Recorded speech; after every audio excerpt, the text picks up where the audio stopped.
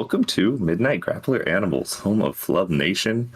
Thank you for being here today. I am very excited because I am joined by all of the co-hosts of MGA for the first time this calendar year. Might be true. Yes. It might not be true, but it's okay. 2025, you're the lie. You're the lie. We're rolling with it. What's up, guys? Before we even get into introducing the thing, I'm happy you're all here with me. Serg, Lan, Salt, welcome to this discussion. How you doing? I'm good. Not bad, huh? Everyone's just like, all our time the horrors have consumed them all. Have you seen that GIF from the Donkey Kong Country show where they're all just like sitting silently? Your favorite GIF? You've posted. Yeah, I love that GIF so much. Like a top 5 GIF for sure. Yeah.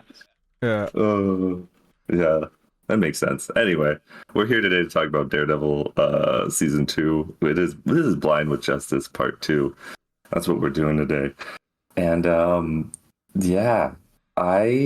like the season. I've been a defender of the season since it came out. People have disliked what of the it. season? I'm a defender of the season. I'm a protector of the season, and I'm a true New Yorker. Okay, those are three truisms. What do you get? Actually, Serg, you know what? Serg, what's your Daredevil history, man? You read Daredevil? I've read the hits. Like, I've read Frank Miller. I read some of the other major arcs. I've watched the show. I mean, it's kind of funny because, like, I really feel like if I had to make a list of the must-read Daredevil stories, it's really not that many. So it's kind of like very easy to be familiar with him as a person in comics. Yeah. I take that to mean like he doesn't have the extensive history that like Batman has. He's got like Yeah. So he's got less history, so it's easier to cover. Or like everyone kind of just riffs on Miller a lot of times, so it's like very concentrated. Yeah, for sure. All right, yeah. Let's just get into it. I don't know, like y'all, you, any of you have anything to say to start off? We've all seen this before, right? Like, no one's coming at this new. First Fallout for anybody. Yeah. Salt had to go into a D-hole to finish this upload yesterday, and we really appreciate 7 episodes in 24 hours. Actually, if we're counting it by 24 hours, it was probably more because I was watching stuff well into Saturday night. Oh, damn. Yeah. Damn. I had a good time, though. It was fun. Cool. That's good to hear. That's good. Because there was a point in time during your watch through where you were like, yeah, this is... This is taking a turn for the worse. Well, I was like, episode 5. I will have notes. The reason it took so long, I think the reason you had to watch 7 in one day is because episode 5 gave you so much fatigue. Hurt my spirit. Yeah, you were hurt. You had to heal. So season 2, I'm happy with season 2 because it is demarked much better. That we can just kind of talk in terms of arcs instead. So maybe it won't be 2 hours this episode. No, but it'll be 2 hours and 1 minute. You can see just how long this episode is. Yeah, we don't know yet. It could be even longer. That's what they call situational irony, folks. Yeah. Or is it dramatic irony? I never get my ironies proper. Dramatic irony. I don't know. Dramatic irony is when the audience... Yeah, it's dramatic irony. I mean, situational, I think, is a type of dramatic irony, though. Sure. Or it can be. Anyway. All right, season 2 is mostly focused on the Punisher and the Hand. One of those plot lines is really good, and one of those isn't. And we're going to talk about them both. So, the first 4 episodes, though, are almost totally focused on Frank Castle.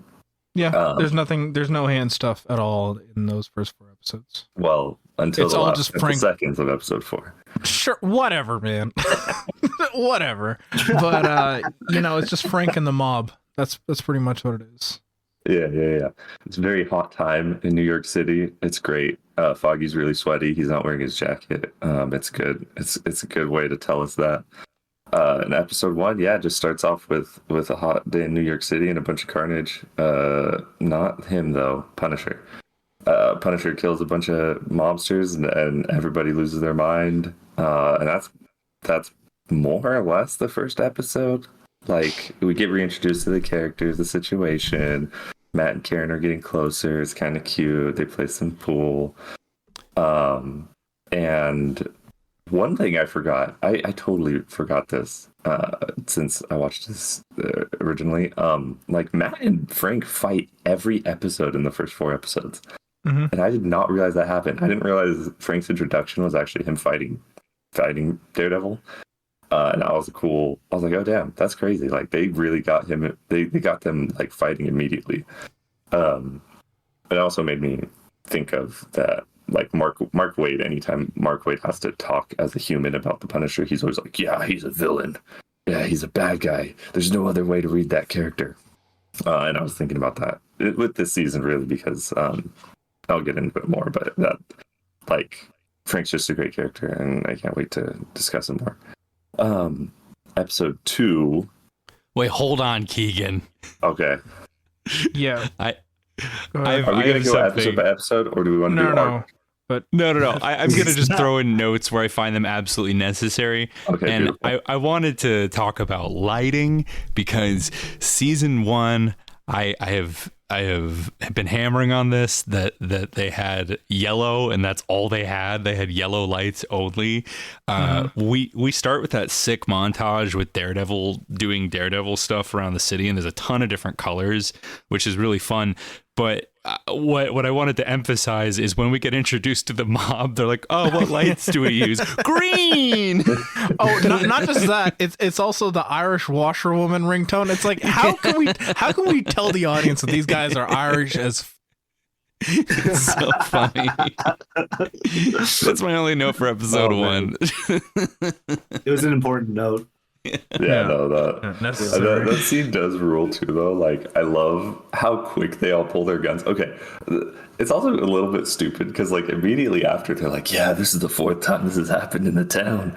But mobs are getting mowed down like crazy, and it's like, why are you meeting together right now? There's a murder on this. Let's go over here together. Don't you know? Yeah. Zoom didn't exist until 2020. You know what did though? Skype did exist. So, like, you think anyone was using Skype in 2016, right? This season? Yeah, 20. You think anyone was using Skype in 2016?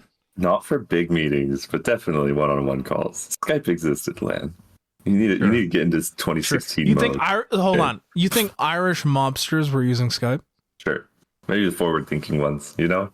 The ones yeah, the really the really hip ones, the ones that were thinking maybe we should move away from using the Irish washerwoman. We need to start breaking out of our we need to figure out how to properly express our identity without having to rely to such tired tropes. Irish Chrissy from Sopranos was definitely telling everybody they should get Skype. Okay, that's what I'm saying. That's what I'm talking about. Also, the people in the meat hooks were crazy. That was, I mean, I know that's like not that crazy, but in like Daredevil, that seems crazy. That's some like Predator 2 shit, you know? Oh, and then I also took the note that Karen got Urich's car, which is kind of weird. I mean, she gets more than that this season. Like, yeah, fair. Yeah. The car becomes like whatever by the time you get to the end of the season. Well, yeah, true. I mean, it's definitely there though. I mean, who else is going to use the car? His wife, his dementia-ridden wife. Oh, you didn't have to say it like that. I mean, I had to, I had to explain why. Listen, I had to explain why she couldn't drive the car. Listen, you can say, oh, who else is going to drive it? His wife? And people will be like, yeah, of course. But then if they don't know she has dementia, of course they'd say that, right?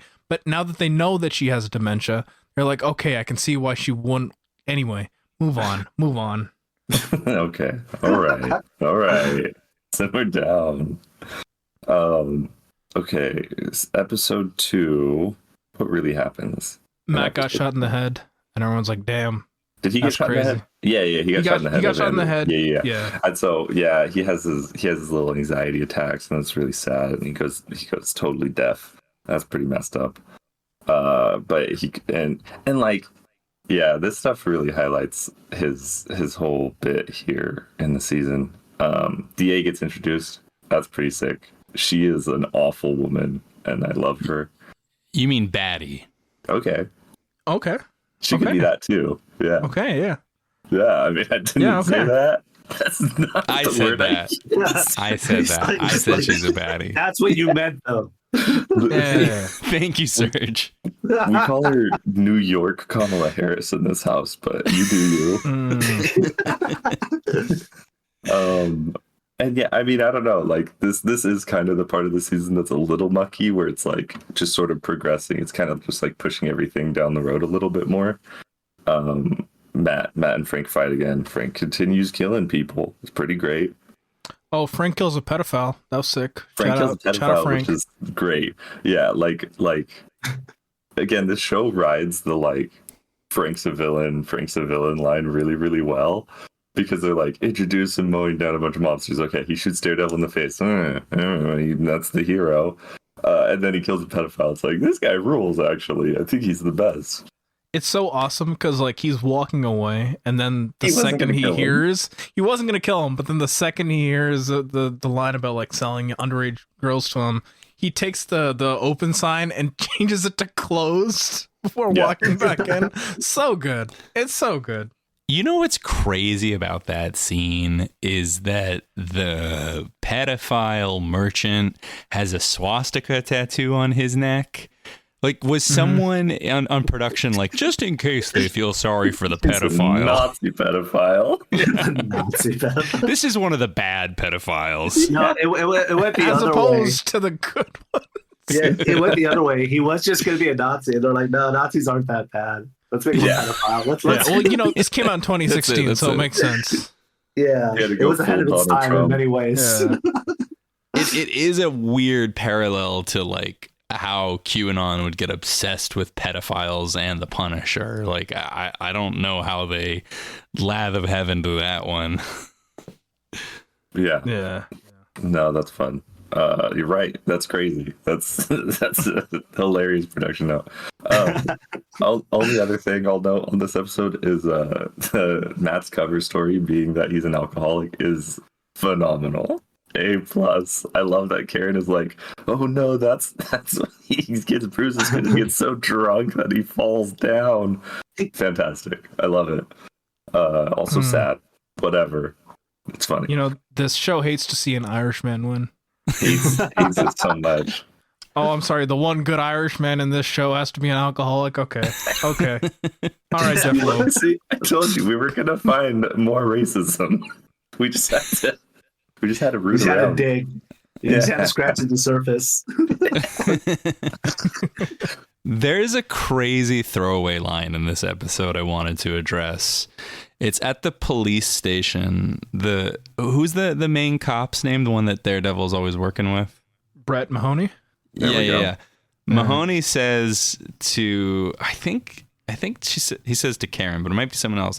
He says, there's all these devil worshippers all over New York imitating the devil of Hell's Kitchen. This is never alluded to or addressed ever again.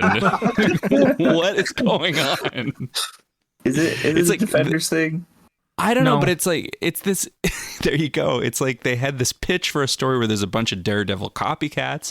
That could be cool, but it's so weird they kept that line in. Yeah. It's like a version. Sometimes they do this in movies. They like write lines. They're like, I'll edit that out later. And then they totally forget. That's what that line feels like.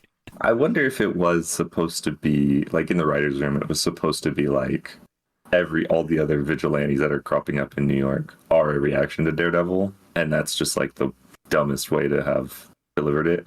Because like I do think the beginning of we this do season, mention Jessica Jones later in the season, right? So yeah.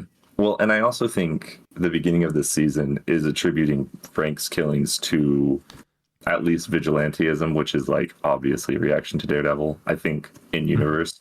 And they're also saying all the killings are different people. So I think maybe that's how that was supposed to make sense, but it's sounds so much cooler. Also, like, yeah, I want devil worshiper vigilantes. Like, that's way cooler. They're making. I want up to a see that thing. show. Yeah, exactly. yeah. So, like, I also think that's the problem is that they came up with too hard of a line for what was going on. They would be satanic and woke. It would be so cool. Hell yeah! Okay, Let's go. Born Again season 2. You know, this season Frank has to deal with his copycats. Next season, Matt has to deal with his copycats. There we go. Sick. Yeah.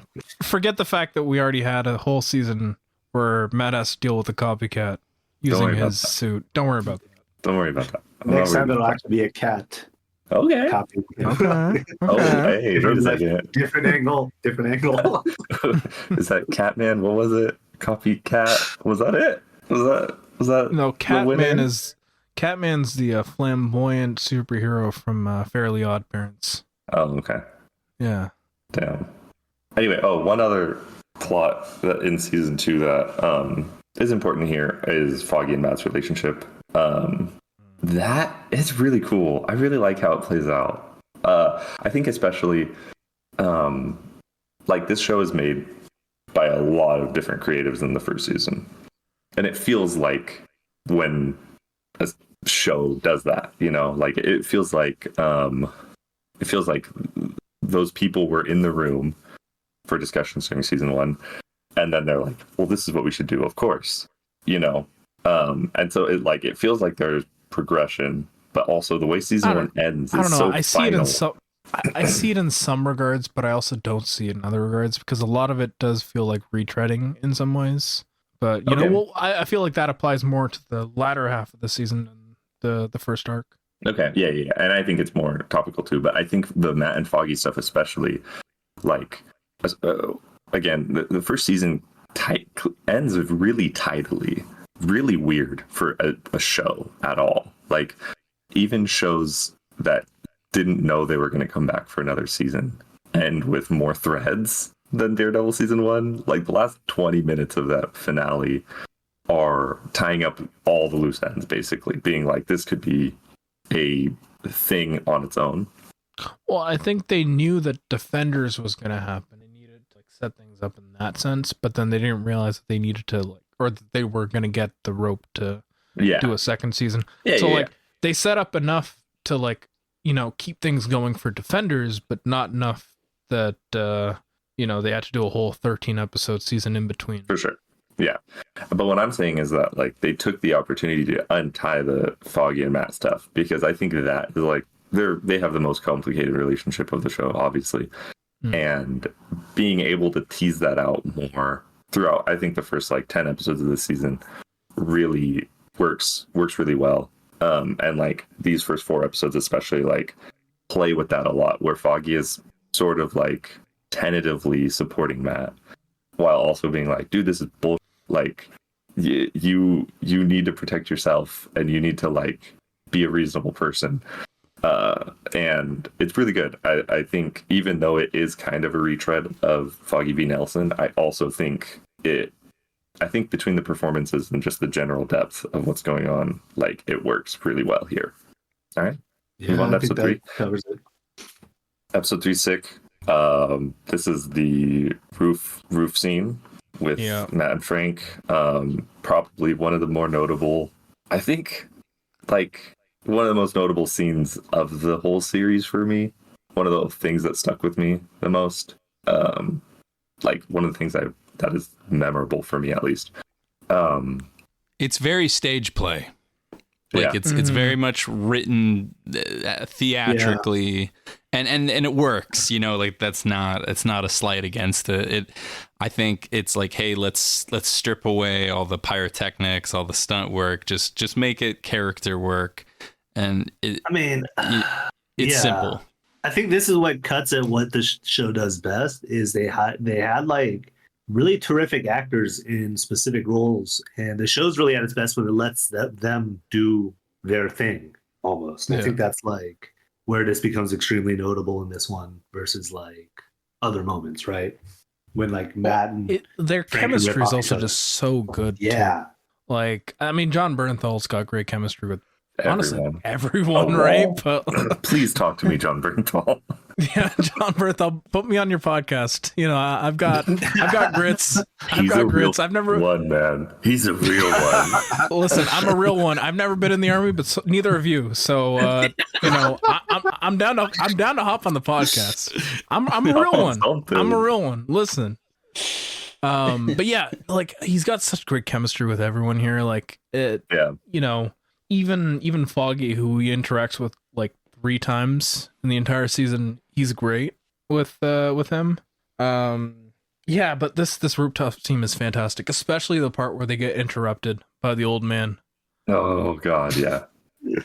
It's funny. Yeah, the tension is great. I remember the Semper Fi moment. I don't know why, but that, like, for the past 9 years, that moment is stuck with me. But I don't know why. Like, Yeah. it's Aspiring the patriotism. well, no, it's definitely not that. Thank It's you, definitely Garth not Why that. can't Ennis. it be American? Why can't this be the next state? You know, I think it's because it was so sinister, right? Like, Yeah. because that was the moment where Like it's your like, brothers okay, in he's arms. finally. Yeah, but it's like, oh, But he's they're not. playing with him now. Like, Yeah. because he stops the guy as he's leaving, and he's like, "Hey, brother, Semper Fi." Uh-huh. Yeah. Maybe that's why Yeah. it stuck with me. I'm like, damn, he could be really deceptive. I could be like this too. I could be worse. This really is a Like- season. This is a season where It- like it presents people who I could be worse to be like. Like Yeah, it's presenting, like, perhaps what if it was okay to get worse? that's very much that's the season in a nutshell. One quote, like, Matt is a real piece of shit in this season, and I love it. One of his like opening arguments against Frank is, you're not the only one, right? Who did you lose, huh? Was it someone you loved? Well, boo-hoo. Let me tell you something, buddy. Everybody's lost someone. Doesn't mean you have to do this. And it's so mean. And like in Born Again, in the latest episode of Born Again, he's also so immediately mean to Frank too. Mhm. And it's like, Frank Castle brings out the worst in Matt Murdock, and it's lovely. He's awful on this rooftop, and it's so. And again, like, they both pull insane energy out of each other. We go listen to the Hornography episode for me getting me and Salt talking a little bit about how the two act together, but they're fantastic. I think Salt's point that it's a stage play is spot on too, where it's like, it doesn't matter where this scene took place either. Like, you could just put these two in a room and have them talk at each other, and it would be magical. This is also like right as Bernthal was blowing up, so it's like Mhm. kind of crazy to like go back to this, right? Because like, yeah, Yeah. I The have- other half of this. Oh, go ahead, Salt. Oh, I was gonna talk about the stairwell fight, but if there are other things you want to talk about before we Go get for there. it. Go for it. Yeah, I think yeah. that's perfect. So, Lance said we all watched this, and yeah, I watched this, but I something changed in me over the last decade. And when I watched this when it first came out, like, I didn't really appreciate what went into authentic action. Like, there's a lot of CG slop. I'd be like, oh, this is great, whatever. But like, watching this now, like, I'm really appreciating what's going into choreographing and shooting these action scenes. And this stairwell fight is so inspired, so tight. It's easily in my top 5 action scenes for this show. Like, the chaos, the brutality, the intensity, giving Daredevil a chain taped to one hand and the gun taped to the other. There's so much madness here. It rules. Yeah, the visual of that is so sick too. Like, the whatever, talking in stupid comic book writer terms, but like the silhouette he has when he has all that, it's so cool. Like, it's wild. It feels very much like a video game in the best way. Yeah. Because it ends with the big guy coming at you, like, I mean, mini boss exactly. time. LOL when a heavy enemy is at the end of the mission. Yeah. This season has a lot of like video gamey moments, but I think this is by and large the best one, because like, oh god, like you said, the heavy, just it's so perfect. Like, that's the issue with superhero media a lot of the time, where it's like, yeah, this feels very video gamey, and that said in like a derogatory tone, but like, 'Cause in I'd rather this, be playing the video game, is Right. the thing. you'd this rather is be like, using it's fun. Hulk's gamma vision to explore the scene, right? Exactly. But in this case, it works. Yeah. There's a move where, like, Daredevil has used all of his combo or whatever, and then he backs up and the guy's coming at him and he pulls the gun up and makes him freeze. He pulls the trigger and it just clicks, and like, Charlie Cox makes an incredible laugh. Like, it's mean and it's like taunting, and he's just like shit, and then he punches him in the face, and it's like it rules. It's such a good sequence. Like the whole thing is fantastic. Yeah. I think when this came out, I made a joke about how this was their hallway fight of the season. Yeah. The stairwell was a vertical hallway. And like, True. so, like it was kind of funny, to see that. And like, like it was an amazing fight. I think this season really gets at some of the funnier moments where like they kind of try to revisit a lot of the success in the last season in different ways. But I think this season does it better than a lot of the other Marvel Netflix series does when they try to like mimic what like worked in other shows or other seasons. Yeah. Just to note, the other half of the episode is Claire and Foggy, and I was like, I hated it for the first half of it, and then Foggy makes it so funny at the end, though. The talk no jutsu is so good. Like a lot of this season, like I would say the majority of Foggy's presence in this season is just doing talk no jutsu to various people. But every single time he does it, it's so good. Yeah, no, it's so funny. It's really good.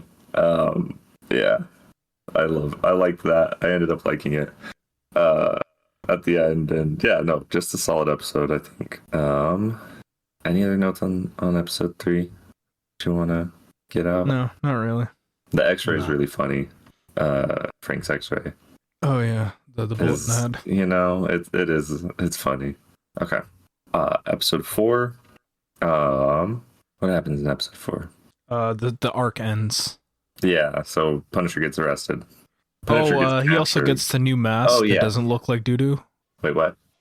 Daredevil gets the new mask that doesn't look like doo-doo. Right.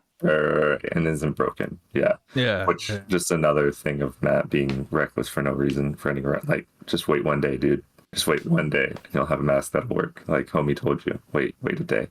Shut up, Melvin, by the way. Great. That's my guy. Yeah. I love how he has like the gladiator fit underneath too, and he's like showing Matt like very proud. He's like, I made this for Betsy. It's so good. It's so good. I love Melvin. I love He's a great wife guy, yeah. Yeah. I was very happy to see the mask upgraded. It was a little embarrassing. He was rocking that doo-doo mask for so many episodes. It's so crazy, like how poorly it fits on his face, on his head too, right? Like you can tell that there's like a significant gap between the top of his head and like the top of the helmet. Yeah. Have you seen that picture of that? What is it? That pug that's wearing the Daredevil mask? No. Let me see if I can find it. Actually, I do know which one you're talking about. I have seen this. His like teeth are like growling, right? Yeah. And like that's what he looked like for the majority of that like first arc, where it just isn't sitting on his head properly. I found it. Okay. Yeah, like that's what it looked like, and then like going to the second mask, which is like pretty good. I think my one major gripe with all the Daredevil masks is that like it doesn't expose the nose enough, which I feel like is a detail that a lot of people forget about Daredevil's mask, is like he's got the exposed nose. But like I like the fact that it doesn't sit so cleanly over his nose for the second iteration. But yeah, that's my mask note. Nice. Thanks, man. Yeah. Oh, also, this is when the season really starts to get ass kissy about the cops.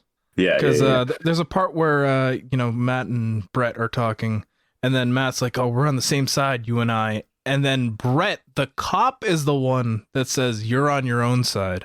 Like from this point onwards, it really feels makes like you think. It really makes like you think. so much of the I don't know, the cop politics in the show really starts to power slide downhill from this point onwards. Because like in the first season, like we talked about it in the last episode, like it wasn't necessarily anti-cop, but it was at least more. I mean, there were corrupt cops. There were cops that were worth punching. Yeah, but and they were like much more wary about them in the first season, right? But like this season,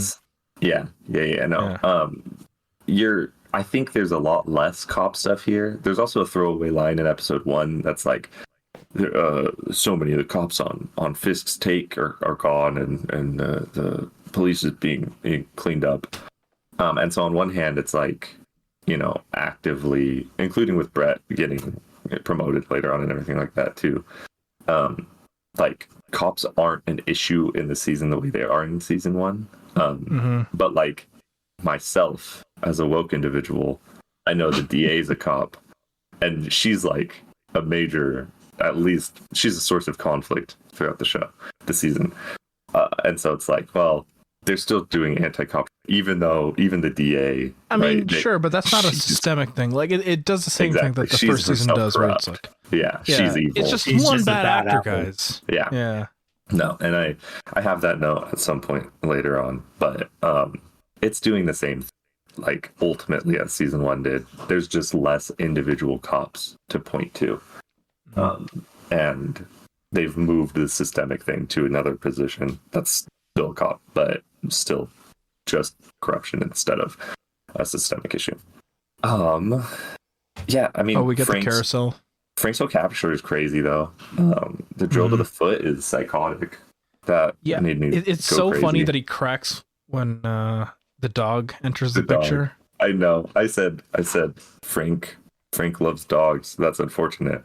Well, that's because John Bernthal is a pit bull guy. Oh, all right, that makes sense. That makes sense. You should have a pit bull as a guest on. Not even the animal, but like the singer, rapper, entertainer. So he didn't have to Miami. Mr. Worldwide. Mr. Worldwide. Oh, that's awesome. Mr. Worldwide comes on Real Ones, talks about like free Cuba. It'd be great. And then Matt and Karen go on a date. Oh, right, that thing. Well, I want to talk about the Irish because talk about the Irish. You know, like I mentioned before, you know, the stuff with the Irish mob isn't really great to begin with, but it's really funny that they bring the guy that played Van Gogh in that one episode of Doctor Who to play like the mean, gruff Irish guy that's supposed to be like the sub boss for the arc of the season. And like the whole thing, it's like, oh, I'm a psychopath and I'm actually Irish too. And then Frank just dispatches him in like 3 seconds after getting the upper hand. But granted, the pacing of that scene, like between the van exploding and, you know, like Frank actually being able to break out and, you know, go buck wild, very well paced. But it is also crazy that like, yeah, these are the last vestiges of the Irish mob, and then we never see the Irish mob at all after this. He killed them all. He just killed them all. You know, like that's how it ends. Like he shot crime. He did a really good job. Yeah, I think about this a good amount because like it really does feel weird as a TV show choice to do that, but it's also like genuinely. It's part of the argument between Daredevil and Punisher, right? Like Punisher ended the mob stuff, the mob problem in New York, and I mean Daredevil and Matt Murdock and Foggy and Karen and Ben, whatever other people, they like did address a problem in Hell's Kitchen at least, and like, but not a systemic one. No. And I mean, even like by the end of this season, it still takes a lot more people for Frank to kill to fix the systemic issue. He needs to keep killing. That's the thing. We just need to let him keep going, and then one day it might be fixed. You know, they say 90% of system fixers stop before they can kill the last person to fix the system. Damn, that's a lot. Yeah, they should try harder. Die harder. I mean, might even say. I do think like the problems getting fixed via Punisher murder is like it's not an outwardly like explained. It's not an explained thing. Part of the conversation between the two, but it is part of it. You know, it's a part of it insofar as their morality and like Matt's arc later on, whether he chooses to kill or not. Right, like that's where it comes to a head. But yeah, like it doesn't really talk about the systemic issues at all, really. Yeah. In this season, I mean that could be said about like so many things in the season. Like so much of it is just symptomatic rather than systemic.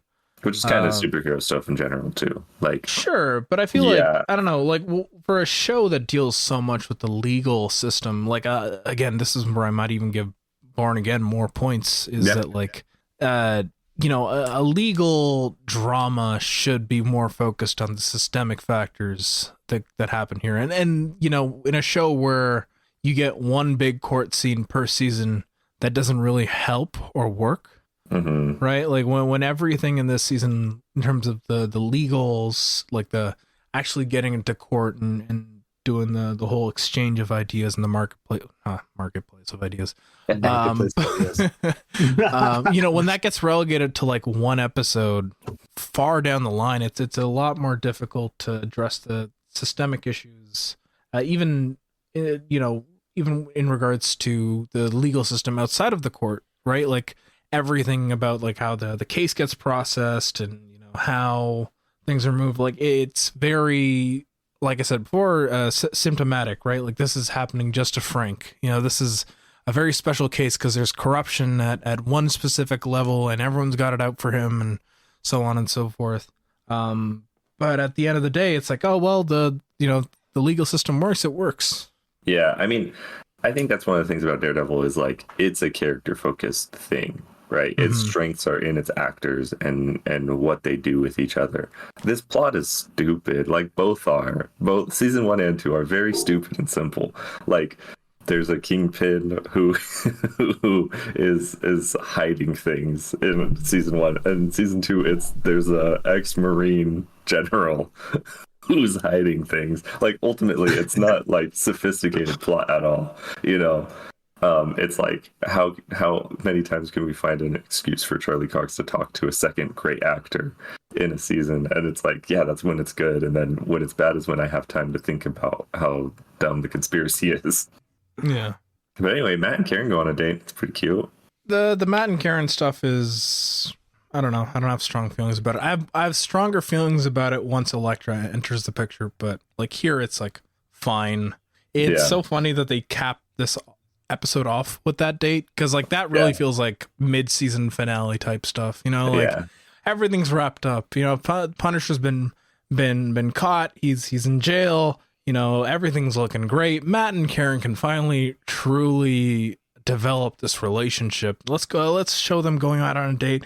We gotta have them do the kiss in the rain, of course, and then just to really hammer home the fact that this show has, 9 more episodes. We gotta end it on the big cliffhanger to set people up for the thing that's happening next week. And by next week, I mean next episode, when Netflix / Disney Plus automatically plays it. Yeah, I do think that like this season is wild in that it is constantly doing like mid-season finale things, when I think the actual mid-season finale is when Frank gets arrested in like episode 8. Right, that's like when he explodes in the courtroom.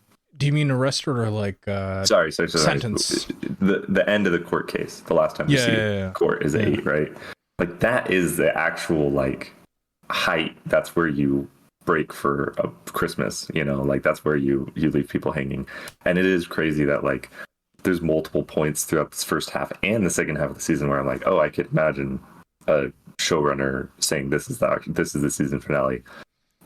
And that just goes to like the weird pacing of Netflix shows too, though, where they can do what they want and they don't have that many episodes. Well, the thing is, this is not just a Netflix show, right? It's a Netflix ABC show, right? So they were still formatting this and running this as though this was a show that would run on ABC's, be syndicated on ABC.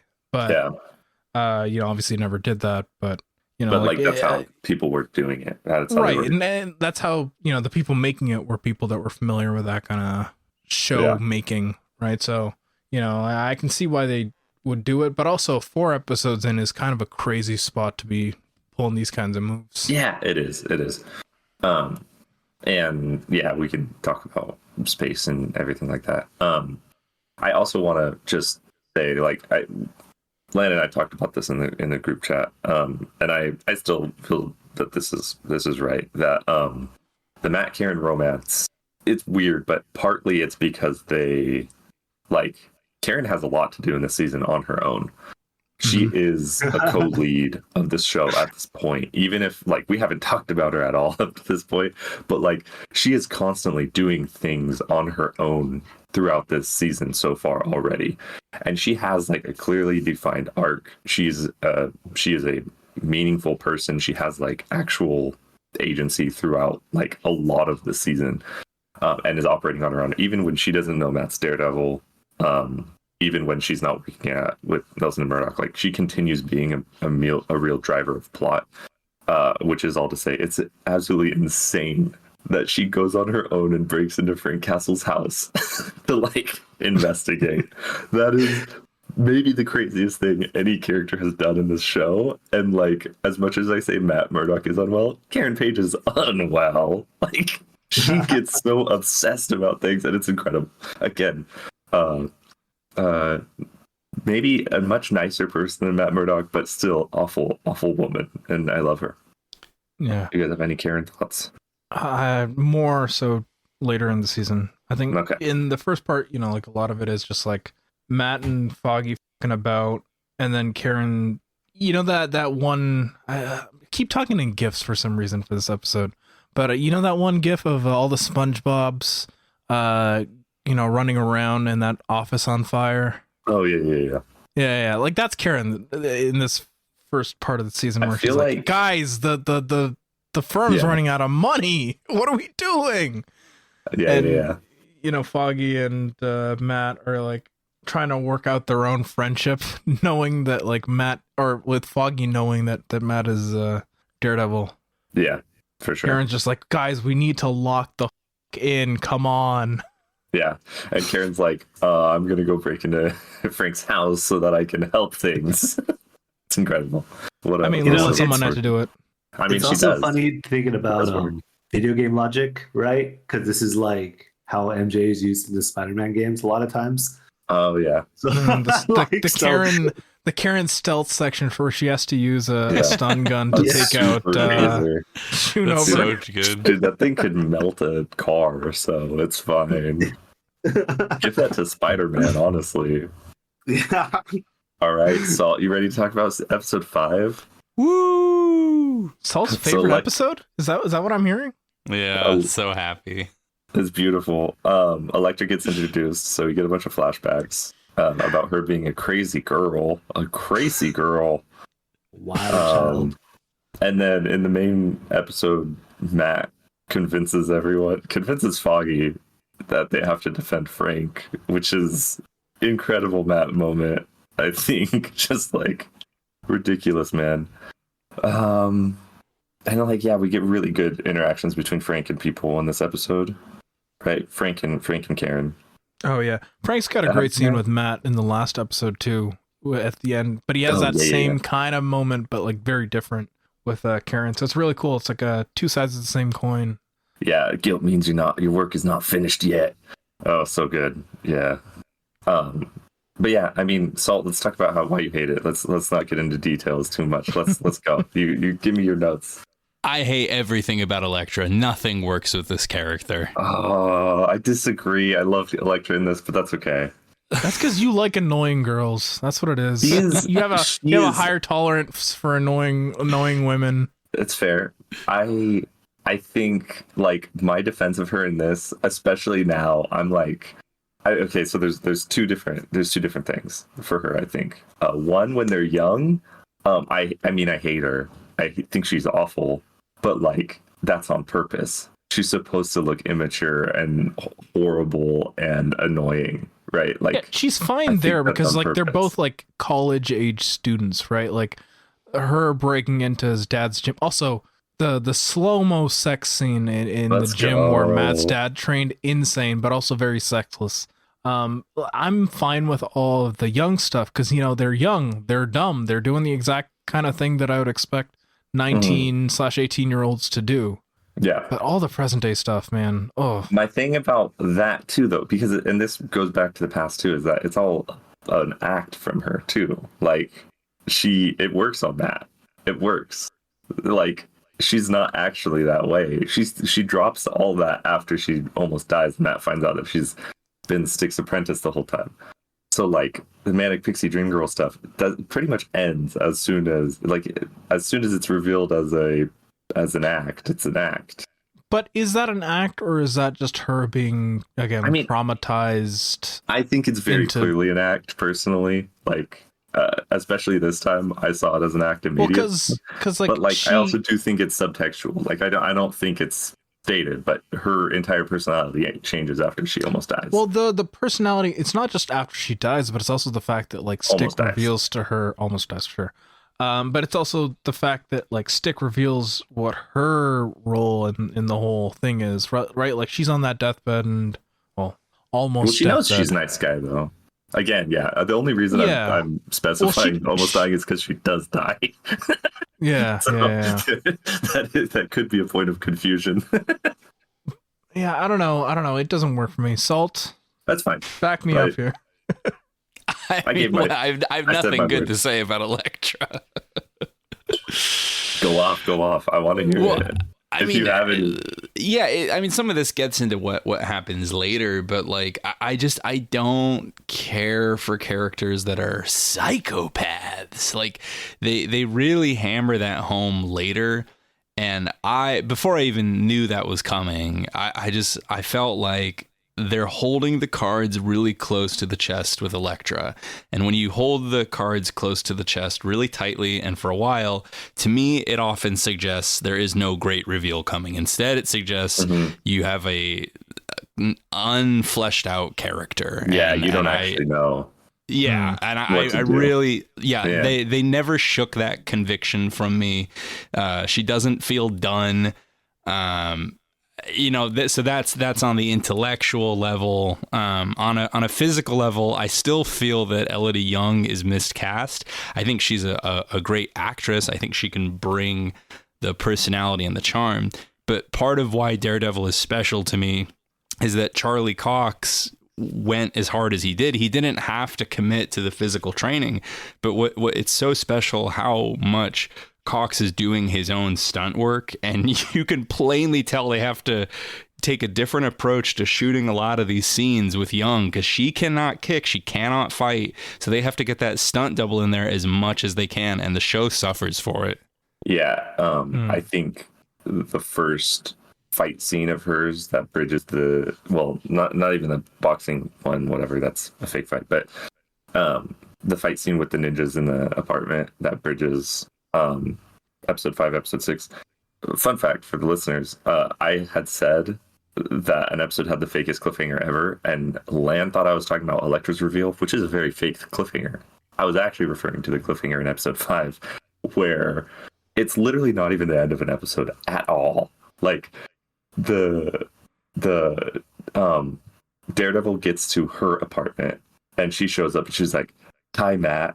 And then she's like, "Ninjas are coming," and that's the end of the episode. And it's like the worst end of an episode I've ever seen, I think, like in my whole life. It's so stupid to me. But like, that's the kind of that annoys me so much too, right? Like it's not even a show. Like, I don't even know. It bothers me so, like, structurally it's bad. I think though the worst part about it too is like right before you have the date with Karen too. So then they're not only doing this stuff with Elektra in the hand and all that stuff that's going on there, but like you also have this like really poorly thought out Betty and Veronica paradigm that's going on. Archie, yeah, it's absolute Archie. Yeah. Oh. It's. I just made up a new thing. It's very Riverdale core. Like the entire Elektra plot line in this show feels very Riverdale core. Yeah, I do like Young, not in a stunt capacity. I think Salt, you're absolutely correct on that. But like, I do like her chemistry with Cox. I especially like, and I think it's mostly Cox doing the work here, where like he is putting he feels like a person who is like repulsed by his horniness, like he does not, he wants to not, like, he wants so badly to not engage with her at all and not be around her, but like she has magnetism on him, and I think he portrays that well, and it's believable to me enough, whether it is or not to others, whatever. Well, in that sense, I find her deeply relatable. There we go. Let's go. I amended my position. I also, the weird thing about the Hand and Elektra is that you don't need a complex storyline to pull Matt away, and that's all you needed. Like the function of that storyline, and I think it's perfect. I love the position that Matt puts Foggy and Karen in during Punisher's trial. I love that Matt forces the Nelson Murdoch into defending Frank, and then he flakes. You know, like they put too much lore into the reason why Matt doesn't show up though.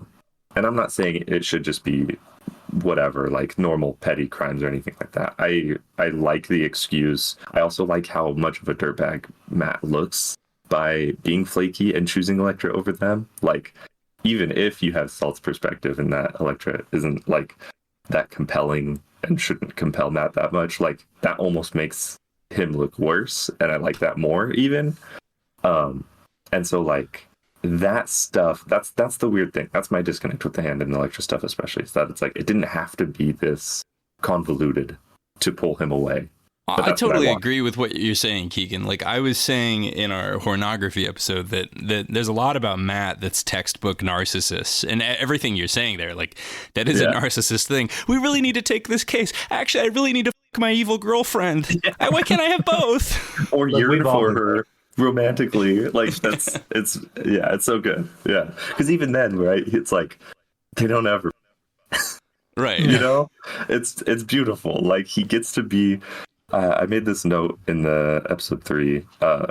Matt really does everything the hard way, so he feels better about himself. Like he makes everything so much tougher to accomplish, just so that he could be a good person in his own eyes.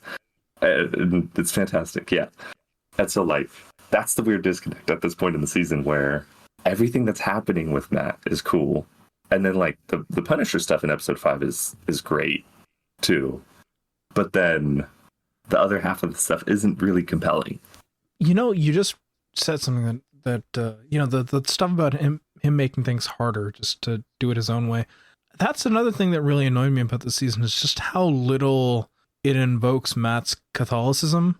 Mm-hmm. Like with all the stuff with the narcissism, with all the stuff of like, you know, putting the burden on himself. It's so insane how little of that gets tied to his own Catholicism, right? Like even the celibacy angle with Elektra there, like it feels very disconnected from that whole element of his character. Like the him being Catholic, that's a huge part of his character, right? Like it's, I think the only time we even see Father Lantum is only in that one funeral scene earlier in the season. Then he never shows up ever again. We never see Matt in a confessional booth. We never see Matt like going to church really. And it's so crazy because it feels like the kind of stuff that's ripe for that kind of storytelling, right? Like there's so much you could be doing there, but it feels like they really wanted to shy away from anything related to the religion in this season. And I think the season as a whole like suffers as a result. Mm-hmm. Yeah, I hadn't really clocked that either till you're talking about it, and I think especially since you've started season 3, you're probably real Catholic brained, and so like it missing is really weird, especially when in Born Again it's so pointed, you know. Like yeah, I mean it's weird. It's so the specific. Only season. It's the only season that Daredevil's been in where it's not like, even in Defenders there is like a huge. Again, there's a confessional scene in I think the first episode of that show, and my first reaction to seeing that confessional was like, oh wait, did we ever have a confessional scene last season? So yeah, like again, it feels like a large gaping hole in the middle of New York City to not have the Catholicism part of his identity be at play. I did unconsciously pick up on that, Lan, and I was wondering, like, do you have a theory why they played down the religious angle so much? No Catholics on writing staff. I think I don't know, maybe this is just crackpot for me, but like I feel like they wanted to really play up the mysticism of the hand more this season. And as a result, I think that threw things out of the balance because it's like, oh, you can't have Catholicism and like Asian mysticism be at odds with each other. That would confuse the audience. That would not only would it confuse the audience, but that just doesn't fly on 2016 TV, man. Like, you know, it's just not the right climate, guys. Come on, we can't have Catholicism and Asian mysticism in the same season. Maybe that was it. I don't know. But yeah, it feels very conscious to not include any of that stuff. Yeah, it's weird too because like a lot of those Catholic or Catholicism touchstones from the first season carry over, right? Claire calls him a martyr again. The no murder stuff with Elektra is like huge for Matt. Matt's relationship with Elektra and Stick totally hinges on that stuff, which is again tied to like his conversations with Stick, which do, I think, specifically talk about Catholicism in the first season. So she also has that line. Lines. Yeah, she says, you got to come down off of that cross. Yeah. Yeah, so it is a really weird missed piece here. And even then, like, I mean, whether they thought about it or not, the mysticism versus Catholicism is a pretty sick angle that they've been gone with. Like, I don't know. That's, yeah, just total interesting gaping part of the season for sure. Yeah. Anything in episode 5 that was notable? Episode 5? I don't think so. Oh, Matt pours an awful champagne. Oh my god, I said the same thing. I did put the same thing. Terrible pour from Matt is what I put. He's blind. Yeah. Come on. That's true. Yeah. There's a point where I don't even remember who were sitting on the stoop, but I thought a stoop kid's afraid to leave the stoop from Hey Arnold. So shouts if that's something that has been stuck in your head for like 20 years, like it has been in mine. Stoop kids are afraid to leave a stoop. Episode 6. Yeah, really, 5 bleeds right into 6 anyway. Horrible fight scene. Really, one of the most notably boring fight scenes I think in the whole show. It's one of the fight scenes of all time, the ninjas, yeah. I also made the note that Zdarsky grabbed a bunch of this, I think, for his run. Like, there's a bunch of this season that feels like it's different, but I get it's touching on a lot of the same stuff. So I was like, oh, okay, that's weird. Diner scene, I like Cox and Young together. They were fun in that diner scene. Peace and love to the haters. I hope you die. My instinct when I saw the diner scene was, let's compare this to the diner scene from Daredevil Born Again episode 1. It looks like the same diner. Yeah. It's the same diner. It is exactly the same diner, and I think it's almost the exact same booth too, if not like 1 over, 2 over. So the first thing I did when I saw that scene was I paused the episode, and then I pulled up the Born Again episode just to like compare the two scenes. I think my major takeaways is that the Daredevil Born Again scene has like harsher light and lighter contrast. I think it's focusing more on like, there's a lot more focus on HDR too, and like appealing to HDR. So there is that factor of it, but like it feels a lot more stark and tense because of the fact that like all the light's coming from the window rather than being reflected. Whereas here we have the characters being lit from both sides, and instead of doing like the fixed angle, or sorry, the fixed camera thing that Born Again does, it does like some swivel cameras, it does like lower angles, so it feels like, I don't know, more relaxed in some ways. Like they both excel in different ways is what I'm saying. Yeah, I didn't do that weird stuff. Yeah, we know from our last episode with that font thing, I think we can gather why.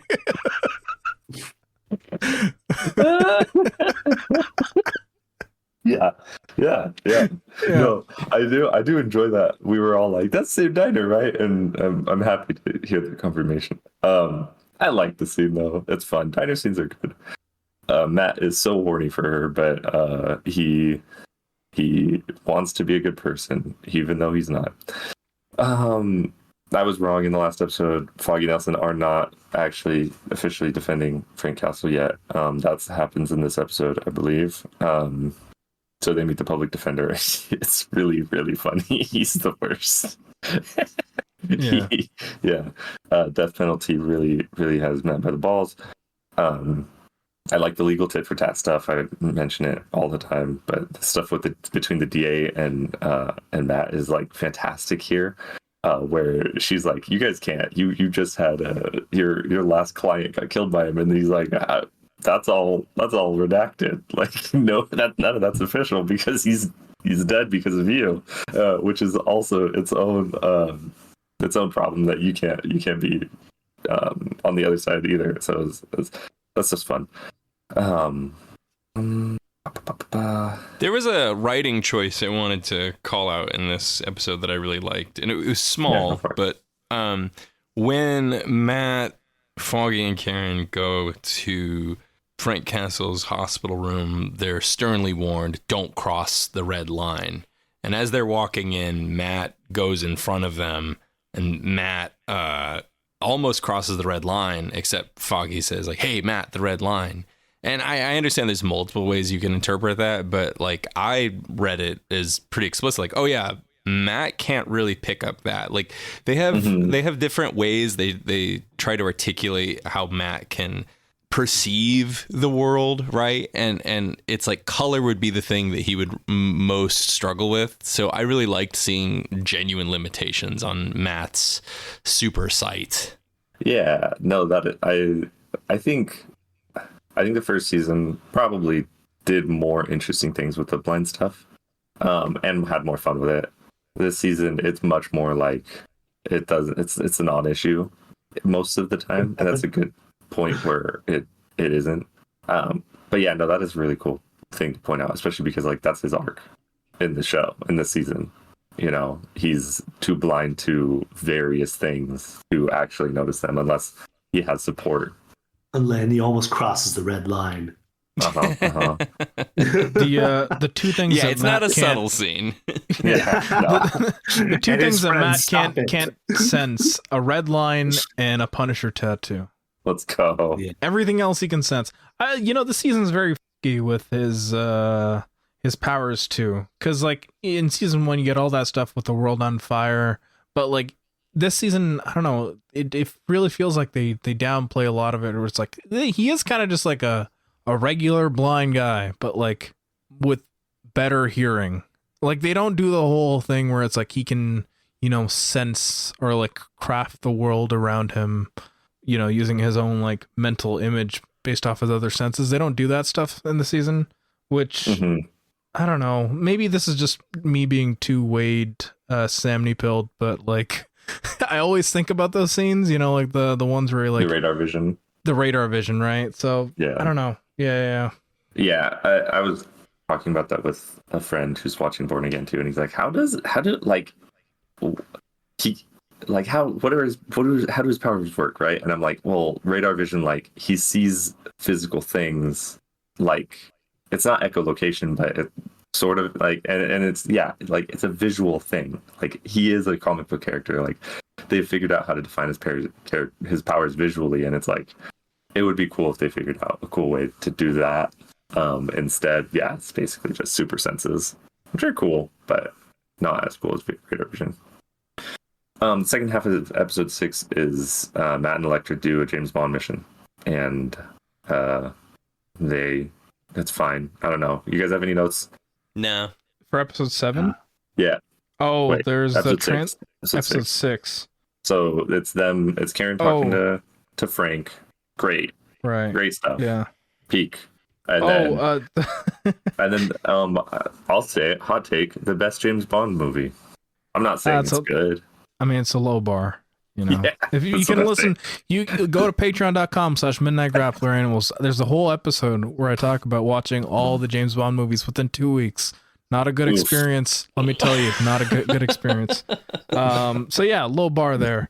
We want to talk about the Orientalism stuff. There's a part in this episode where there's a case of severed fingers, which is just like, listen, I get it. You know, I get what's about to happen. I know they're supposed to do the whole pink cut off a pinky thing, but you really didn't need to do the case of severed fingers, right? Like oh God, stupid. It reminds me of my uncle when I was a kid, and he was like a boomer uncle, and like he found out I was getting into. He had his own case of severed fingers. No. You'll see. He found out I liked Japanese cartoons. I was like probably watching Pokemon. I was very little, and he goes, "Japanese cartoons, huh? You ever hear of Tora? It's like he was like writing the scene. Oh, it's like back in my day, those dirty derogatory terms for Japanese people would take off fingers and they put them in suitcases, you know, as trophies. That was the vibe. This episode ends on perhaps one of the funniest lines, which is I hope you're ready, Matt, because the People versus Frank Castle starts next week, which would have been even more funny if this show actually did come out weekly. Man, you know, we keep making the same notes. I hope your schedule is clear, buddy, because the People v Frank Castle starts next week. Would have went hard if this was a weekly show. That's what I typed out. They should bring that back for Born Again. Yeah. I hope you're ready, Matt, because the People versus Hector Ayala starts next week. They absolutely should have. Yeah. Oh no! You know what? We are getting more down on this show, but like it is impossible. Like every scene with Frank Castle and anyone else is incredible. Like I love his whole scene with Karen. I typed out most of what they said probably because I was just like, this is incredible. I love this. Oh my god. And also just like all of that coupled with the fact that like, Karen, you know this man got shot in his brain. You are talking to a man with brain damage who is a serial killer. And then she constantly turns around and tells people like, this is the most important thing is to save this man's life. And and I think that is where I also see better in Elektra, because I see the dual relationships going on where it's like Matt and a horrible woman and Karen and a horrible man. And it's like, it's just good. Karen and Frank stuff is ridiculously good though. Yeah. All right, episode 7 starts off with them selecting jurors, and it is incredible. Honestly, really cool scene, but also it made me realize that like this season really does not give a about open or cold opens, because like I think this and maybe one other episode this season are the only episodes where we have like a proper cold open before the opening. Yeah. But also the cold open this episode was shot so well that I was like, damn, maybe I should look up who the cinematographer was for this episode, which no other episode this season made me do. So shouts Ken Garati. I took the first 2 notes on this are about the jury because they're asking them their opinions, and it's all of the white guys are anti-Punisher, and then they get like 2 black women to be pro-Punisher, and I'm like, that is super interesting to me. Yeah, that was Diamond and Silk. Diamond and Silk. No way. Thank you, Serg. Thank you, Serg. God, what are they up to? One of them died. What? Was it COVID? I feel like it was COVID. I think it was COVID. Yeah. Damn. Let's see. Wikipedia.org. Diamond Silk. Oh no, one died in 2023, so it probably wasn't COVID. Well. Hold on. Hardaway's death. Hardaway died in her home in North Carolina. Her death was announced by Trump on Truth Social. She was hospitalized with an unspecified illness in November 2022 before briefly returning to their Newsmax show in December, where she said that the illness was not COVID-19. Richardson took to Twitter afterwards to condemn public figures who were suggesting Hardaway died from COVID and threatened to sue if they did not retract their statements. Please don't sue Midnight Grappler Animals. Following Hardaway's death, Richardson and other right-wing pundits began promoting conspiracy theories alleging that Hardaway was either murdered or fell victim to vaccine shedding, possibly as a part of a depopulation agenda. She later claimed her sister died of the heart as a result of a bioweapon being sprayed into the air. However, a death certificate obtained by the Associated Press states that she died from heart disease linked to chronic high blood pressure. Oh my god. Next season, I'm Daredevil. Oh my god. This is the best sign I've ever experienced. Thank you, Punisher. Thank you, Punisher. Oh my god. You did your job. Oh my god. That was really good. Good. Thank you for reading that, Lan. You really protected all of us. No problem. No problem. Gotta set the record straight, just so we don't get sued by the remaining Diamond. COVID. Actually, I don't know. Which one was it, Diamond or Silk? I don't even care anymore. Let's keep going. Anyway, the court case gets underway, and Matt obviously isn't there because he's the worst. Yeah. Foggy does talk no jutsu again. It rocks. Yeah. I know. His opening statement is, it's fine. It's expectedly bad. It's incredible writing. Exactly. Yeah. Mm-hmm. Like it's fantastic writing, but it's not good. And acting. God, he's good. He doesn't get a lot of opportunities this season to really, do anything. And he shows up every time. It's great. Everything related to the translator guy in this episode, awful. Again, my first note is translator guy being racist to Asians while claiming to know their language. Jeff Loeb stand-in ? Yes. He's a Jeff Loeb stand-in the same way that the big teddy bear from Toy Story 3 is a stand-in for John Lasseter. Thank you. Yes. That's what's going on. Nice. Yeah. My follow-up note to that was he says, I put the Japanese alphabet through the cipher, and then I said, which one, mother? which one did you put through the cipher? Oh, and when you look at it, it's so janky, like what he's doing there. Yeah, it's like you can't really tell if it's hiragana or katakana. It's right. Awful.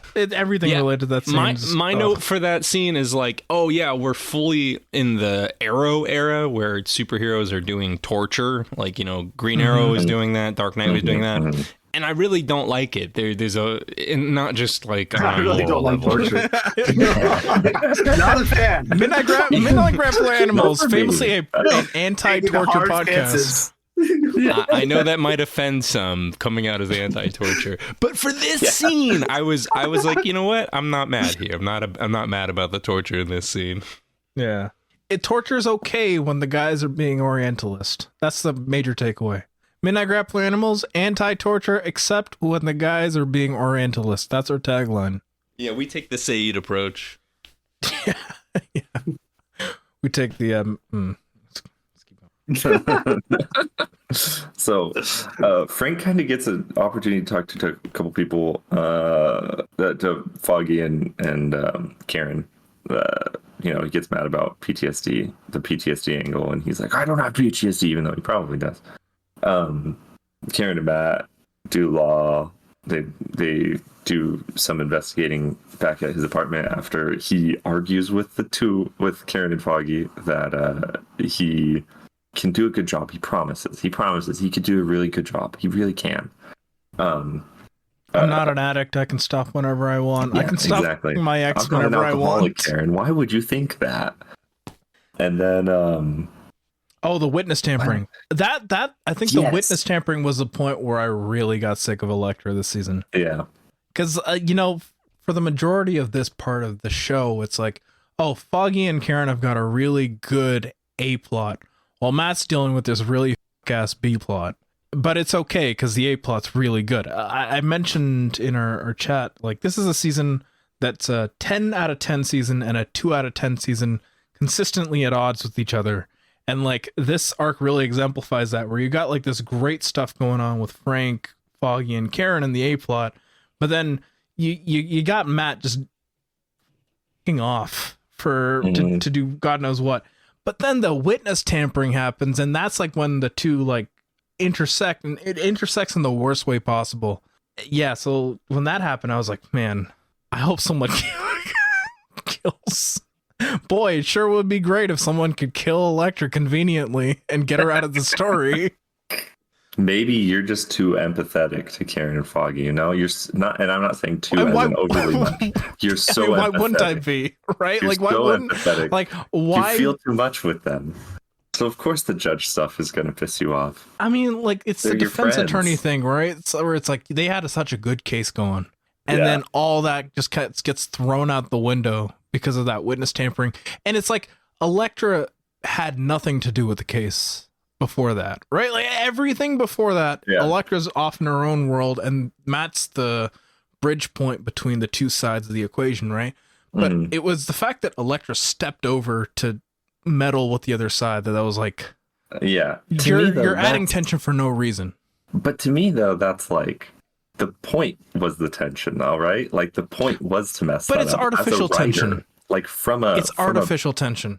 It's not the. I don't know. I don't think it is because like I think the tension was good when of Elektra and Foggy and Karen vying for Matt's attention. But it doesn't need to be a literalization as the thing for me, though, is like you're already getting Matt messing up enough. You know, like it's an extra.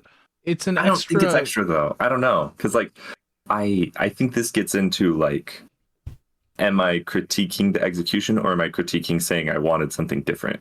And like, I think this is really good execution on this. I think like her continuing to like you described her as a cat knocking things off the shelf or whatever. Yeah, like if her continuing to do that continues to make compelling things happen. Like the case falling apart is the best thing for the show because then we get the prison scene. The case falling apart, it like even that.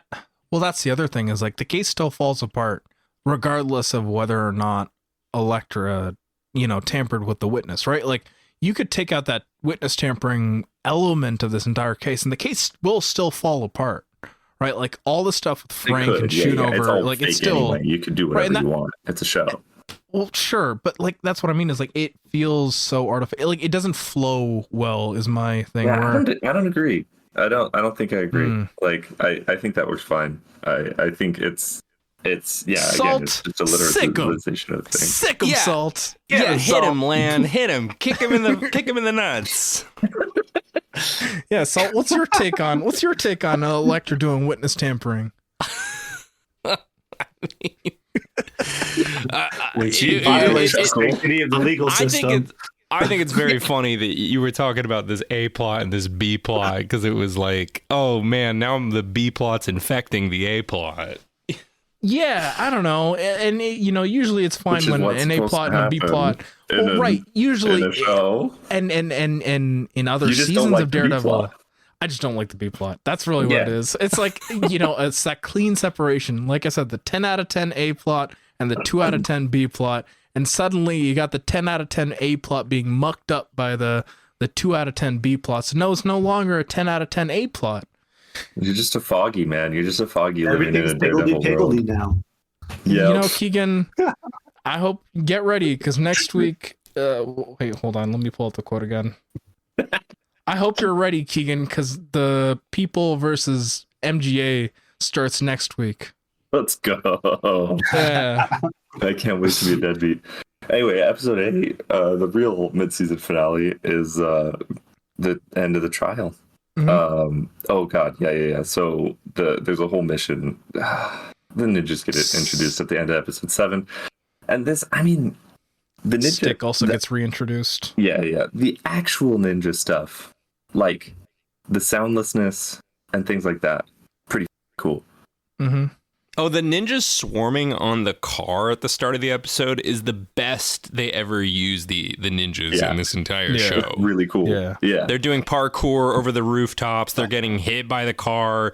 Matt has that awesome part where he like punches through the window. There's so much cool stuff here. Yeah. Really cool scene. And like, the actual presence of the ninjas at least here, is really cool. They're really just like mass number of like really effective people to fight. That's the best thing that they're used for, and it's cool. It's okay. So there's that. This is a whole thing. All that happened. Stick dropping in from the sky was so goofy. Yeah. That was very silly. Yeah, very silly. Yeah. Electra gets mortally wounded. She is probably gonna die. Oh well. Yeah, whatever. it's not a big deal. Karen catches that happening. And then Matt still somehow makes it to court. That's crazy. He gets Frank to go absolutely nuts and confesses to being Punisher. And then he goes to actual jail. Well, hold on. There's a bunch of things that happened before that, because you get Schoonover doing his testimony. Oh yeah. Okay, so there's like a whole day of testimony, right? Yeah. Yeah, I think everything with Mr. Krabs and the reveal that he was the guy that wasn't that he was the commander, right, of that crew that got everyone killed. I think that was a great reveal. That was done well. Everything with Schoonover in this episode was great. Yeah. Foggy's interview of him is fantastic, and DA taking over and being like, and him being like, that was me. I was the stupid commander. It was really good. Yeah. Good trap, Foggy. I think this ends up in the same spot that Nelson v. Murdoch does, but it doesn't really hit as hard for me as Nelson v. Murdoch did, with like them breaking, well, quote unquote, breaking up. This is what I mean with the whole retreading thing, where it's like a lot of Matt's flakiness and also just Foggy's relationship with Matt. Like, it's done well, but it also feels like stuff that I'd already seen in season 1. That, coupled with all my other issues with this season, I'm just like, I just think it's a way more real unfolding of a relationship. Like, I don't know, because like in season 1, like it's realistic to how best friends would react in that situation, where it's like they still care, right? But at the end of the day, it's a breakup, right? Like, that's what it is. Yeah. It's a breakup. And like, that's what I mean, is a lot of breakups, and it's not all. Some breakups happen. It's all different, but some breakups will happen where you have a big fight and you think you got over it, and then neither of you are, and you just kind of exist in this zombie state for some period of time before you realize, like, actually that was the point we broke up. And you just like stay around each other for some period of time until you realize that. And that's why I like it. Like, this, even though they are retreading the argument, that's because that's what happens. Like, it was. I'm going to agree with Keigen. I'm going with Keigen here, that this feels less like a rehash and more like an escalation. Yeah, I get that. Yeah, I think it's well done too. Like, I think I don't know if I'd call it a rehash. Like, I would consider it a retread, because it's not the exact same thing that's happening, but like a lot of the same beats are being revisited, and I don't know if they're being revisited in an additive manner. Like, that's one of the things where I have to like really sit with that for some time. Yeah. I mean, episode 8. Oh, okay. So this episode goes from like the Wait, do you mean 9? No, because this is 8, right? Oh, yeah. Yeah. Go ahead, Len. I don't know what you're gonna say, but I want to know what you're.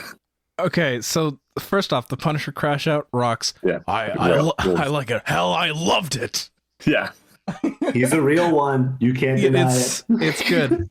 And then it goes. So everything wraps up, but then it goes from like the worst part of this season with Elektra and like that kid and her just slicing that kid's throat. At that point, I messaged the chat and I was like, man, this is probably the worst ending to an episode. I thought you were at the actual end. And Keigen's like, what are you on? And then I realized there was still like a solid 5 minutes left of the episode. And then it gets to like the best part. And I'm like, holy the whiplash from going from the Elektra stuff to like Punisher actually entering the prison and encountering Fisk, and then it cuts to special guest star Vincent D'Onofrio as Wilson Fisk. I was like, yeah, so sick. Thank God. Sick. I wish Born Again did that for Bernthal this last episode. Like, I wish I didn't see it in the opening credits, and that it cut to special guest John Bernthal. I hope he's not just a special guest this season. Huh? Oh, right. Yeah, he's an actual cast. Well, I hope that's the case, and Anyway, I wish. Anyway, any other notes on this episode, guys? No, episode 9. Okay. Episode 9. Get the prison episode with Fisk. And I want to tell you my favorite note from this episode. Okay, go. So a big part of this is Fisk having to contend with the prison's own kingpin, right? Yeah. Dutton. Yeah. And I don't remember the exact line, but my note for this guy was, I love seeing a fat guy call another fat guy fat. Yeah. That's awesome. Yeah. This was what I was talking about on the pornography episode when I was saying, like, people just bow to Fisk as soon as he shows up. Like, he's just fun. But not that guy. No, that guy like was ready to fight, But he calls him then, fat. It's awesome. But even then, he's the one guy that puts up resistance against him. And what does Fisk do? He sends Punisher to murder him a week later.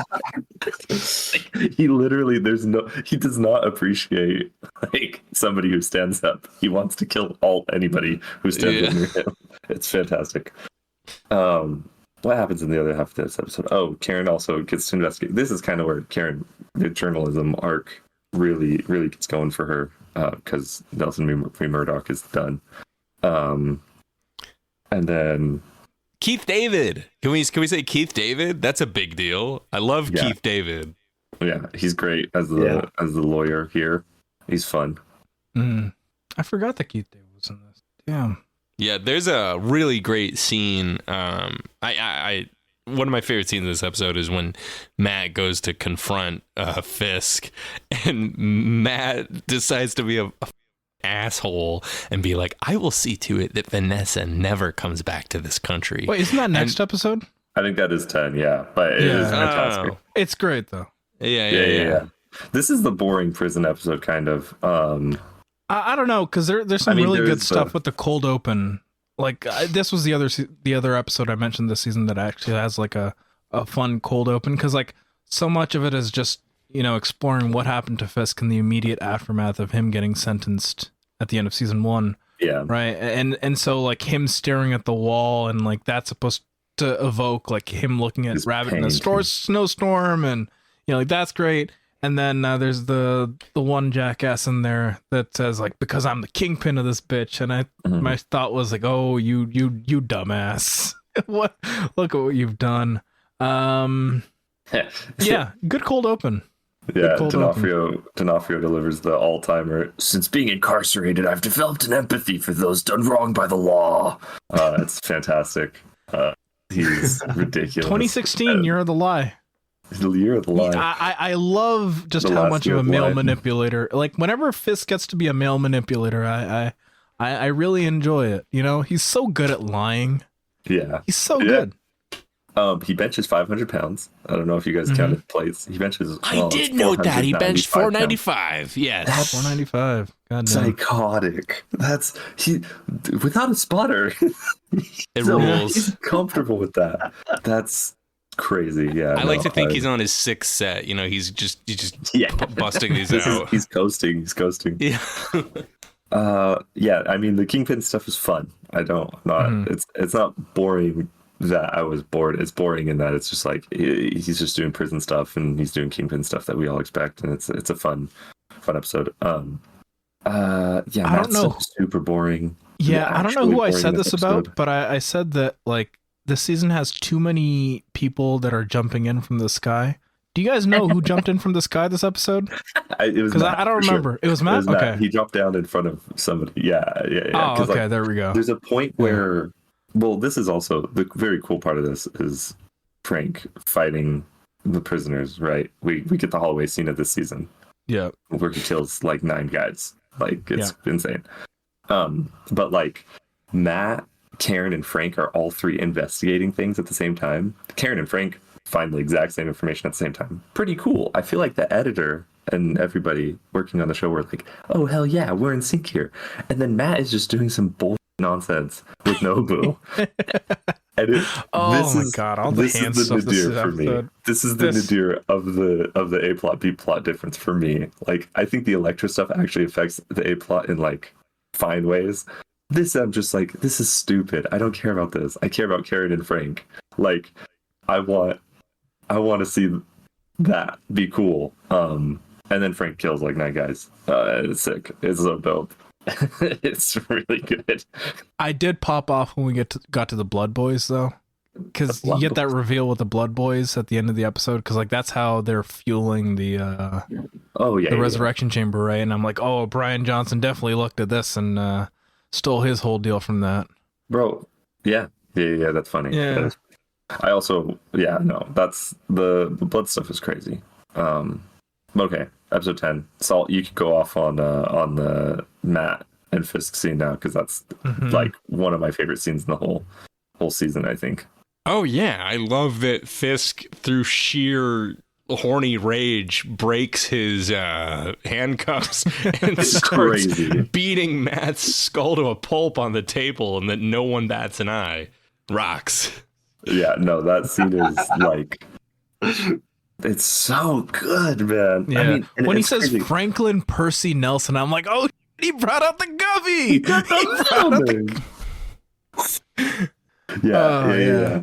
No, that whole, I mean, again, it really is like the whole point of the show to me is like put Cox in a room with somebody, because like up to this point of the season, especially, I'm just like, I think I like Bernthal more than D'Onofrio. Like, I think I would rather see Charlie Cox and John Bernthal act together. And again, this last episode of Born Again, I think, is another argument for that. And then this scene happens, and I'm like, God damn it. Well, I don't know. This whole dynamic really shines a spotlight on some of the show's weaker writing. And it's because that scene is so good that you remember the throwaway line that one of you referenced earlier. We're like, oh yeah, all the cops loyal to Fisk are gone. It's like, no, they're right here. Like, yeah. Now, you could have Matt and Karen as unreliable or naive narrators, right? But like, the show isn't really doing that.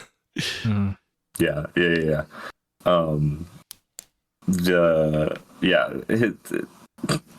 Matt's monologue is so funny. You can visit her, but you'll never live with her. Fantastic. The taunt by Kingpin, yes, the son of a boxer, is also so good. Like, in the middle of him beating the hell out of Matt, he like tries to throw hands, and it's like, okay, dude, like, I bench 500 pounds. And then Fisk mocking $6 on postage to take you down is also so fantastic. Oh man. That scene rules. Is really, really good. And the Matt stuff in this episode in general is really good.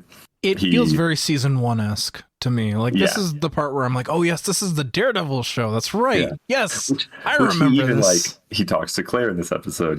This episode starts off with the whole ninja fight, which, again, the silent ninjas are pretty cool. Them just like slicing through other people, pretty cool.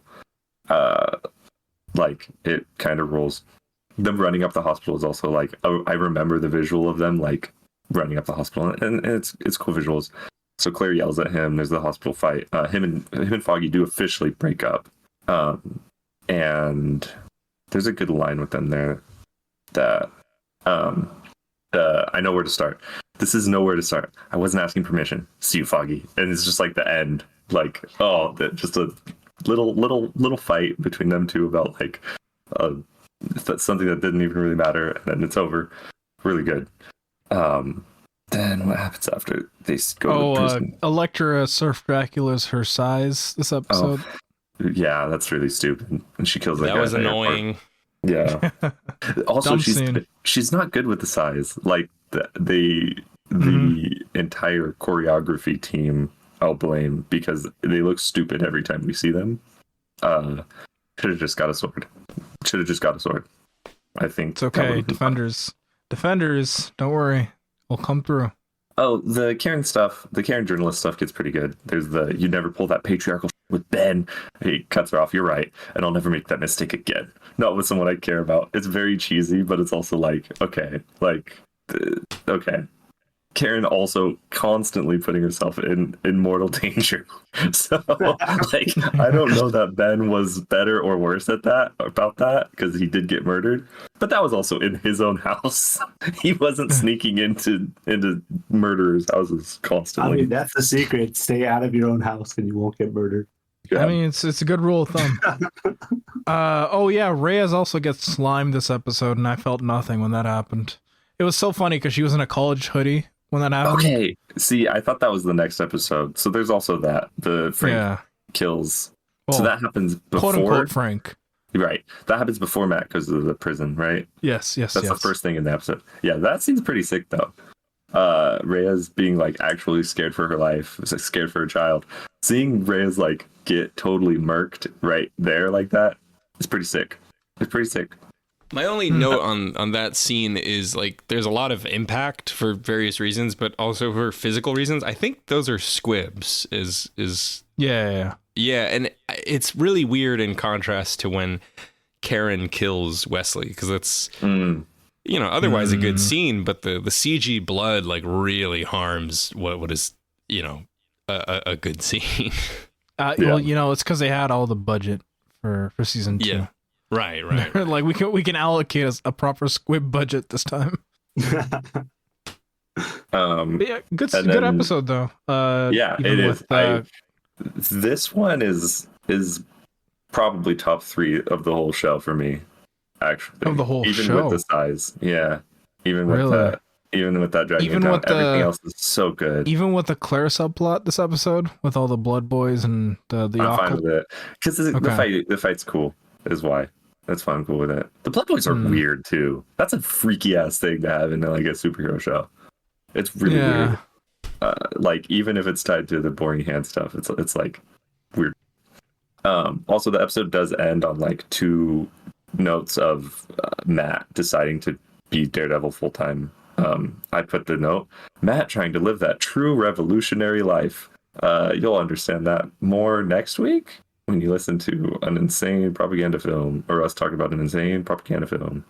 Oh yes. And then Frank saves Karen, and I said, OTP, he saved your life. OTP, OTP, OTP. Not really, because he's a psychopath, but okay, episode 11. This is actually what I was talking about with the hospital scene anyway, where the ninjas are running up the walls and everything like that. It's fine. A lot of this episode and the last episode kind of bled together for me, actually.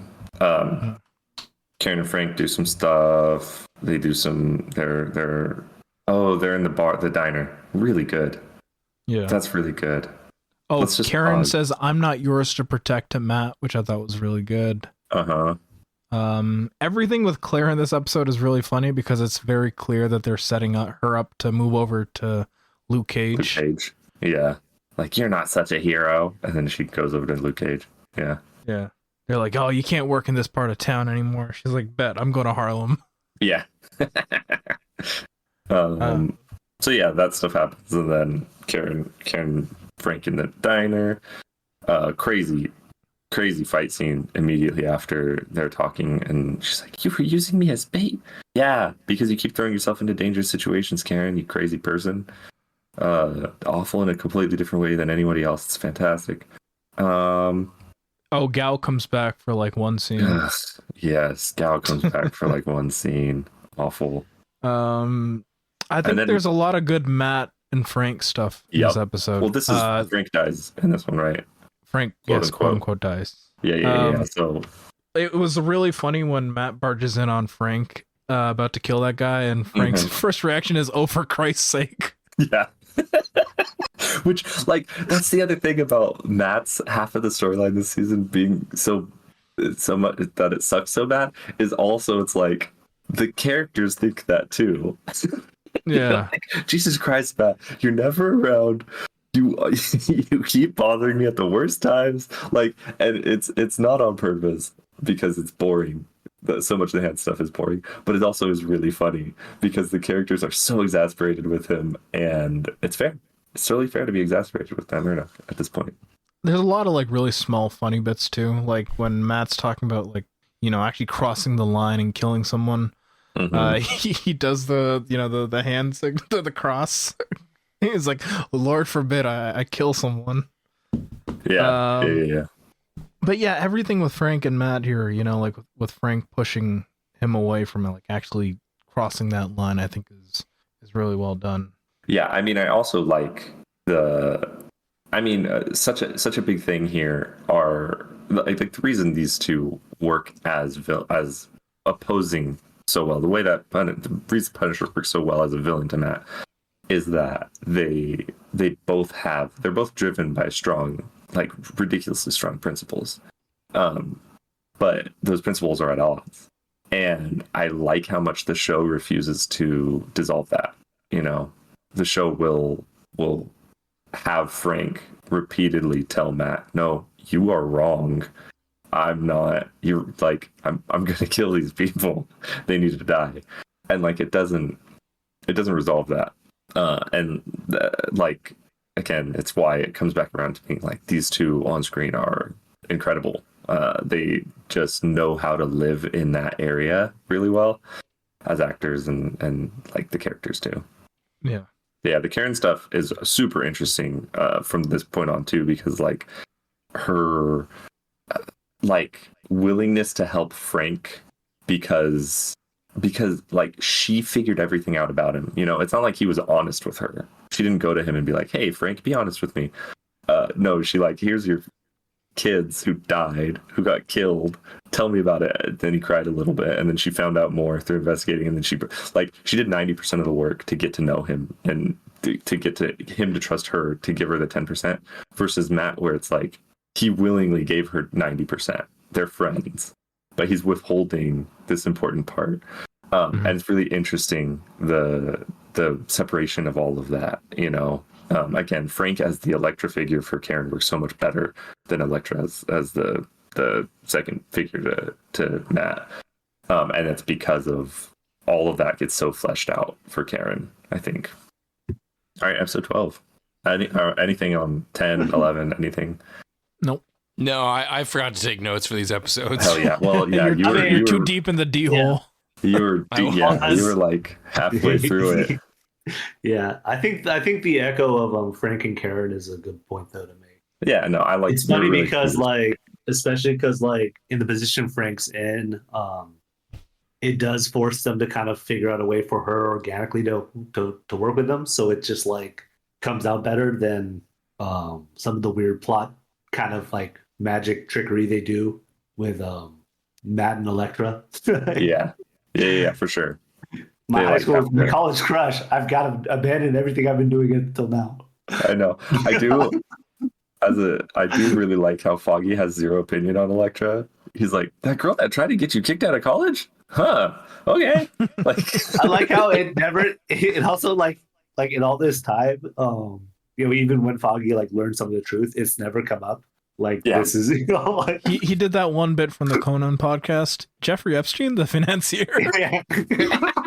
That's exactly right. That's exactly what happened. But yeah, no, solid episodes actually. Both of those in a row.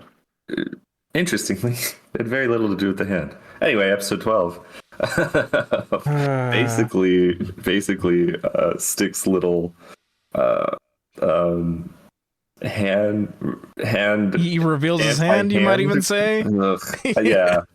You know, we didn't really mention Stick much this season, but like he is, I don't know, quite a bit. It's all fine. It's not super notable. I don't know. I think it's just I don't know. I think I was really starting to get tired of Stick by this point, and we'll get more into that in Defenders. You said it really well that season 1 has the perfect amount of Stick. Yes. Yes. I think that's fair. That's fair.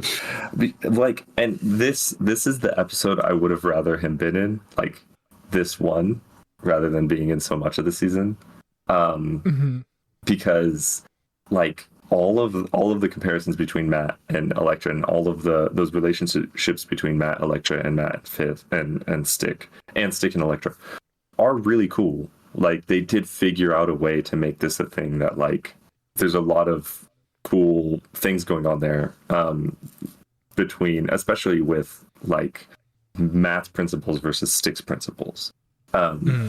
again, like Elektra does look like a weak part on this because she has no principles. like, so it's like she becomes a comparative point for Matt and Stick. But like Matt being this disappointment who ultimately shows up is a really cool like bit of thing for him in a season where he's the opposite, where like he's the worst friend, he ends up being the best son, and it's like that's kind of cool. It's a good note, at least I think. And like this episode is cool. Like this is cool. Just basic Daredevil stuff too, you know. Stick whispering across the building to him about how to fight the ninjas is pretty rad. That was a good scene. Very anime. It's cool. Yeah. You have to use your powers in an even more badass way. But you know what? I'll take it. You know, I love it. Yeah, like after so much of what we dealt with the hand this season, how many lame fights we've had to deal with. Like, it's good. I'll take it. And I even think like a lot of the fight choreography in this episode is weak in overall. I just think they don't have a good grasp of how to fight in big groups. I actually put this as adult Power Rangers in one note. Which they is like, do know how to fight in big groups. They just need to be in tight spaces like the stairwell or the hallway. Yeah, they just need a hallway. Or, like you get these like, big set pieces where everyone's coming in. Again, everyone is falling out of the sky for some goddamn reason. Yeah, no, for sure. And I it's also like group things or like 1v X number of people, they choreograph incredibly for. But when there's like 3 good guys, it just doesn't look as good. The focus is all over the place. Like I can't remember a cool thing that any one of the 3 heroes do in this scene, you know, versus like the car chase is still one subject and then multiple people inside of the car doing things that you can focus on. And I think, once it expands, it's just like, this isn't great. Even actually the point where Matt is just fighting Nobu and kicks him off of the scaffold is kind of cool. I think it's very difficult. You're right. It is very difficult to do 3 points of focus within a choreographed fight. But it's not impossible. You need to have 4. Yes, 4 is the magic number. Turtles, of course. You know, just as we'll see in our next Line with Justice episode, Defenders, 4. 4 is the magic number. That's where everything becomes perfect. Yeah. Yeah. The funniest thing about the hand stuff in this episode is they keep calling Stick Shiro, which is the funniest thing because it's effectively them calling Stick Whitey. Yeah, the whole time. That's what's up. See, that's real. Okay. That's real. As a white boy who grew up with a bunch of people whose parents mostly spoke Spanish, my subname is Güero. Okay, so you know what? Benny Blanco. Benny Blanco. You go, Stick. You go. You know what? He's a dog. You can't deny it. Yeah. You know, unfortunately, yeah. Unfortunately, Stick is a down-ass white boy. Oh, you heard it here, folks. Heard it here first. Okay, and then Karen does some stuff this episode. She gets convinced to write a thing about Frank, and she's going to start off by going to the shooting the over best Mr. guy, Krabs. Mr. Krabs himself. This is where all the Punisher stuff effectively gets resolved. Like, there's nothing about Punisher in the next episode. So, like, this is the end point for the A plot, essentially. Well, actually, by this point, it is the B plot. But I didn't experience this as positively, perhaps. Like, no, I didn't either. Yeah, it reeks of like, hey, keep your Netflix subscription. Come check out the Punisher show. It does the Surf Dracula thing even. Yeah, it's right? the Surf Dracula, literally with him in the vest. Yes, it is totally. Which I guess is more of a backdoor pilot than Surf Dracula, but no, like even finding the like gun safe and everything is so stay tuned. In a bad way. Yeah, I mean, I mean, in theory, TV show way. Yeah, I wouldn't mind this kind of thing of Punisher, like just his story's resolved and there's no reason for him to be here if you want to see more of it. But it's like, man, this is so hammy in the way it's done. The worst part Yeah. is this isn't even the last time we see Frank this season. Yeah. So on to episode 13. Yeah. Actually, before that, I think it's a good spot to end off Frank and Karen's relationship for the time being, though. I will say, like, them schisming over Schoonover and like how Frank dispatched Schoonover was good. Like, I think that was good. But yeah, the Surf Dracula stuff with the vest and the armory was. Yeah. It honestly, it sounds almost like a joke. Like it really does. You saying it that way. Even the Schoonover reveal, right? The fact that the reveal that he's the blacksmith, it just feels so. I don't know if rushed is the word, but it feels like, oh, we got to wrap this up. Yeah. You know, we're running out of time. We're running out of time, but also the fact it's like, oh, this is now the B plot. You know, like if it was the fact that like the Punisher stuff was still the A plot by this point, they probably could have gotten something out of like, oh yes, we need to like really set things up for the climax. But by this point, they're like, oh crap, we've been relegated to the B plot. Guess we got to wrap things up. There's something here. really cynical about how the shows start just kind of like consciously setting up each other and like doing this weird like dovetail into like, if you want to see more of this, come stay tuned for that. And like again, the Surf Dracula finding a surfboard and like wait till season 2 when he actually rides the surfboard. And you're like, all right, man, come on. Like, yeah, like I said, like I feel like when I rewatched this season, it really did feel like a lot of like the cynical beats and like the efforts to kind of keep the momentum going felt more blatant and more like at least in the first Daredevil season, like it made sense like why it took him so long to get the costume and stuff. He wasn't quite figuring out where he was at, kind of thing. I mean, this may be a controversial take, but that's every single season 2 of every single Netflix Marvel show.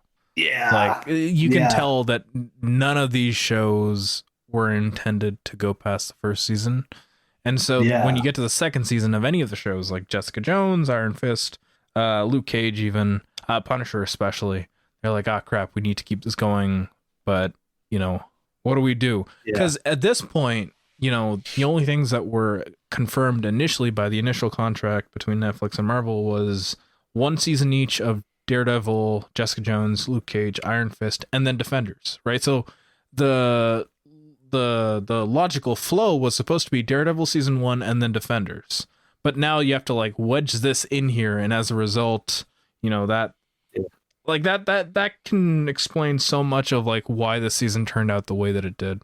Yeah, I do. I don't know. It's very weird that they didn't structure the season to just be Punisher as the A plot the whole way.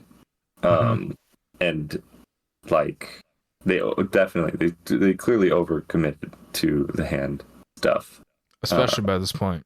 They should have. God, the flip to make the hand the A plot going into the final episode is just. Which another thing at play here that I hadn't even really thought about, because this is a rewatch, was there is tension about who could possibly die here, right?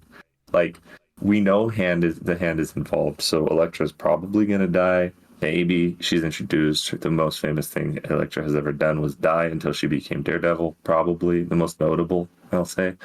But I also feel like this show. I mean, this show was made after Karen Page was killed in the comics too. So like, I feel like this show could have. I mean, for anybody who had a consciousness of that, it was also flirting with the idea of Karen dying pretty consistently. Season 3 ramps it up a lot more. And I think that's because maybe killing Elektra made it more believable that they would kill Karen.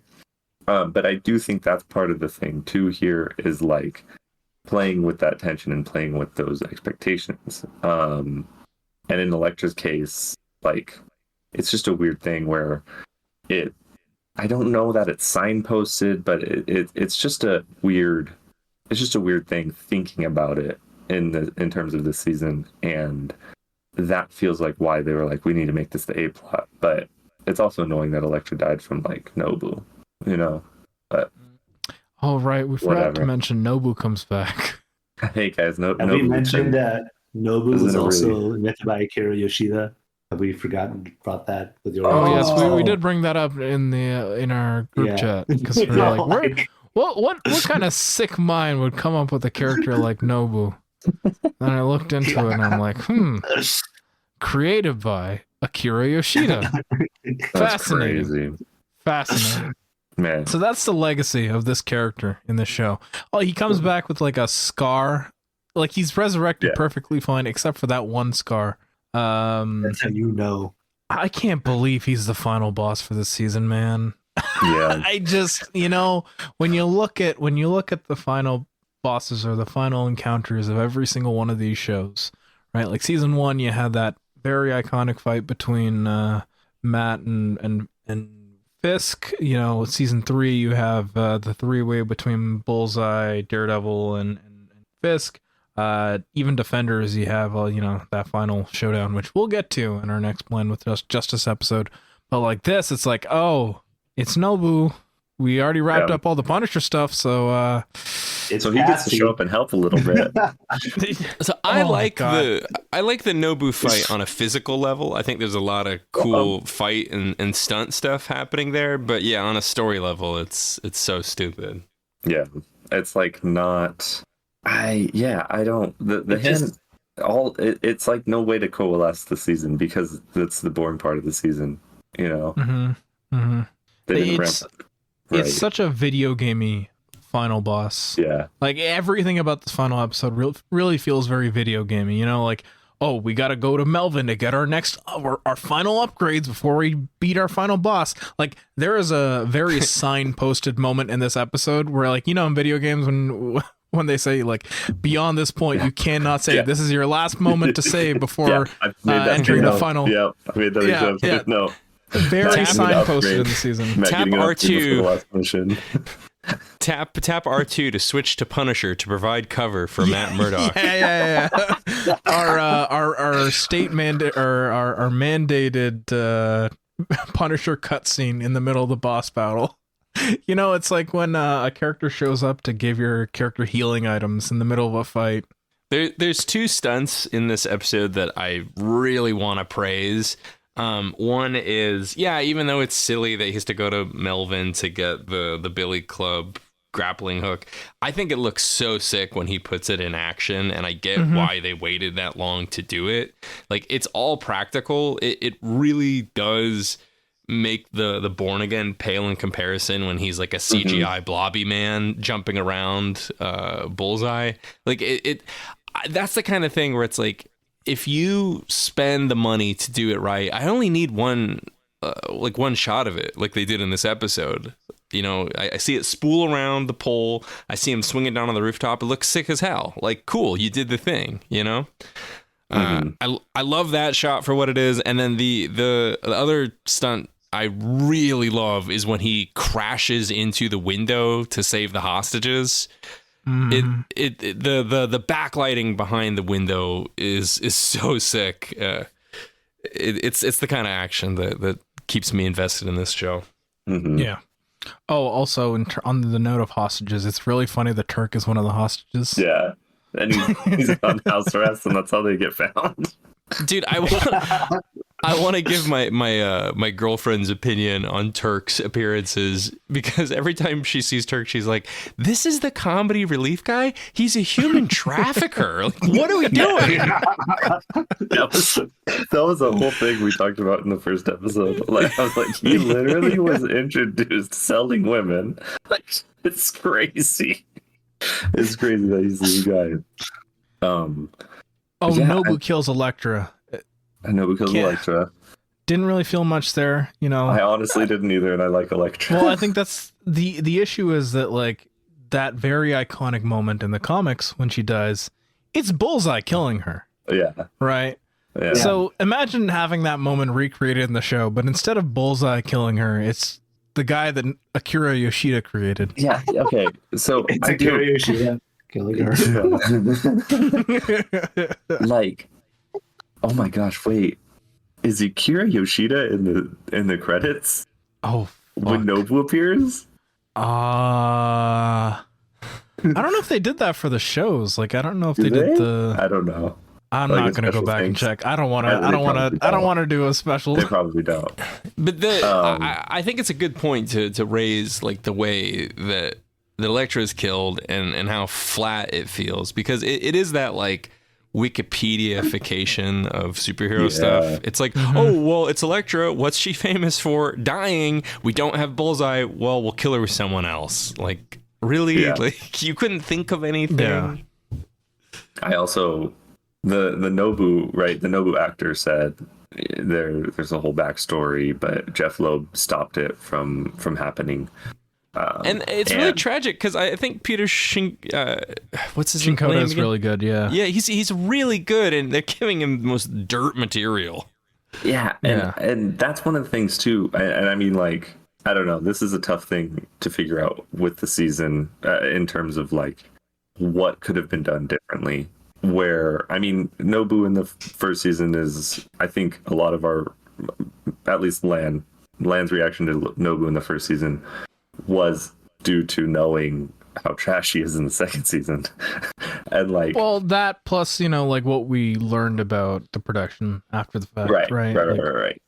But like, that was something you could build on still. Like, an appearance is something you can build on when you're making serialized multi-season or multi-whatever stories. Mm.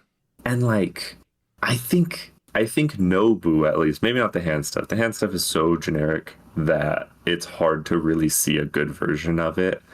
But like, Nobu himself, we know this show can make singular characters who are very cool and iconic and like fun to watch, right? Kingpin and Punisher are both really good examples across the two seasons where they built up this mythology around an individual guy. And like, I can imagine them doing that with Nobu and making Nobu a cool character. I mean, I think that would go a long way with just improving the hand storyline. Period. Like, yeah, like Nobu would have. You know what I mean? Like, if he better. is the hand essentially in the story, or he's made out to be the hand, so giving him an actual like reason, which is funny because like they try to do it with so many other characters and not do it well. So the fact that they don't try it at all with him is like just feels even more egregious.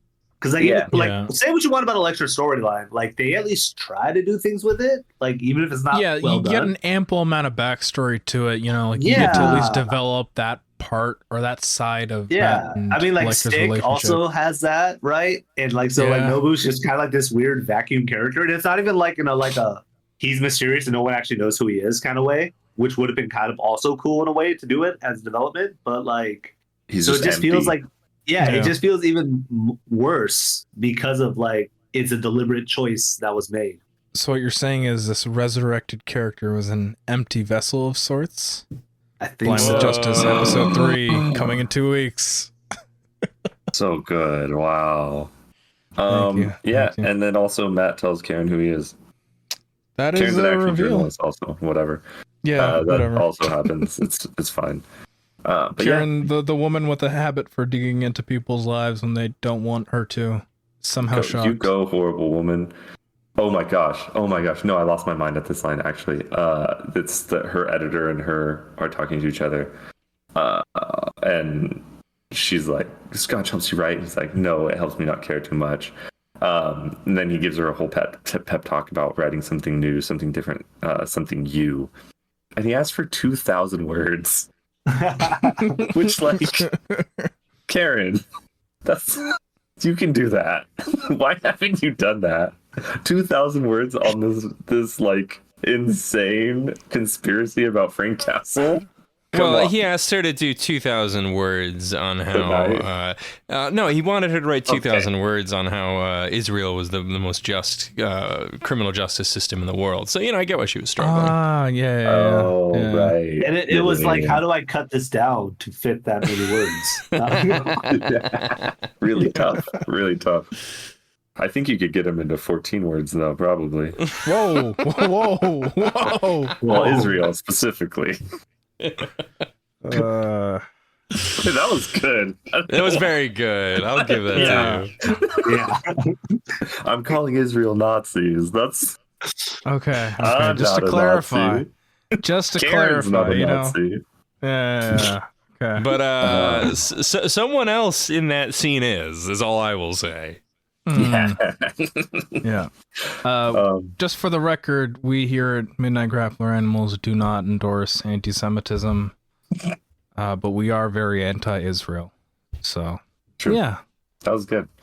Okay, any final thoughts on the season from anybody?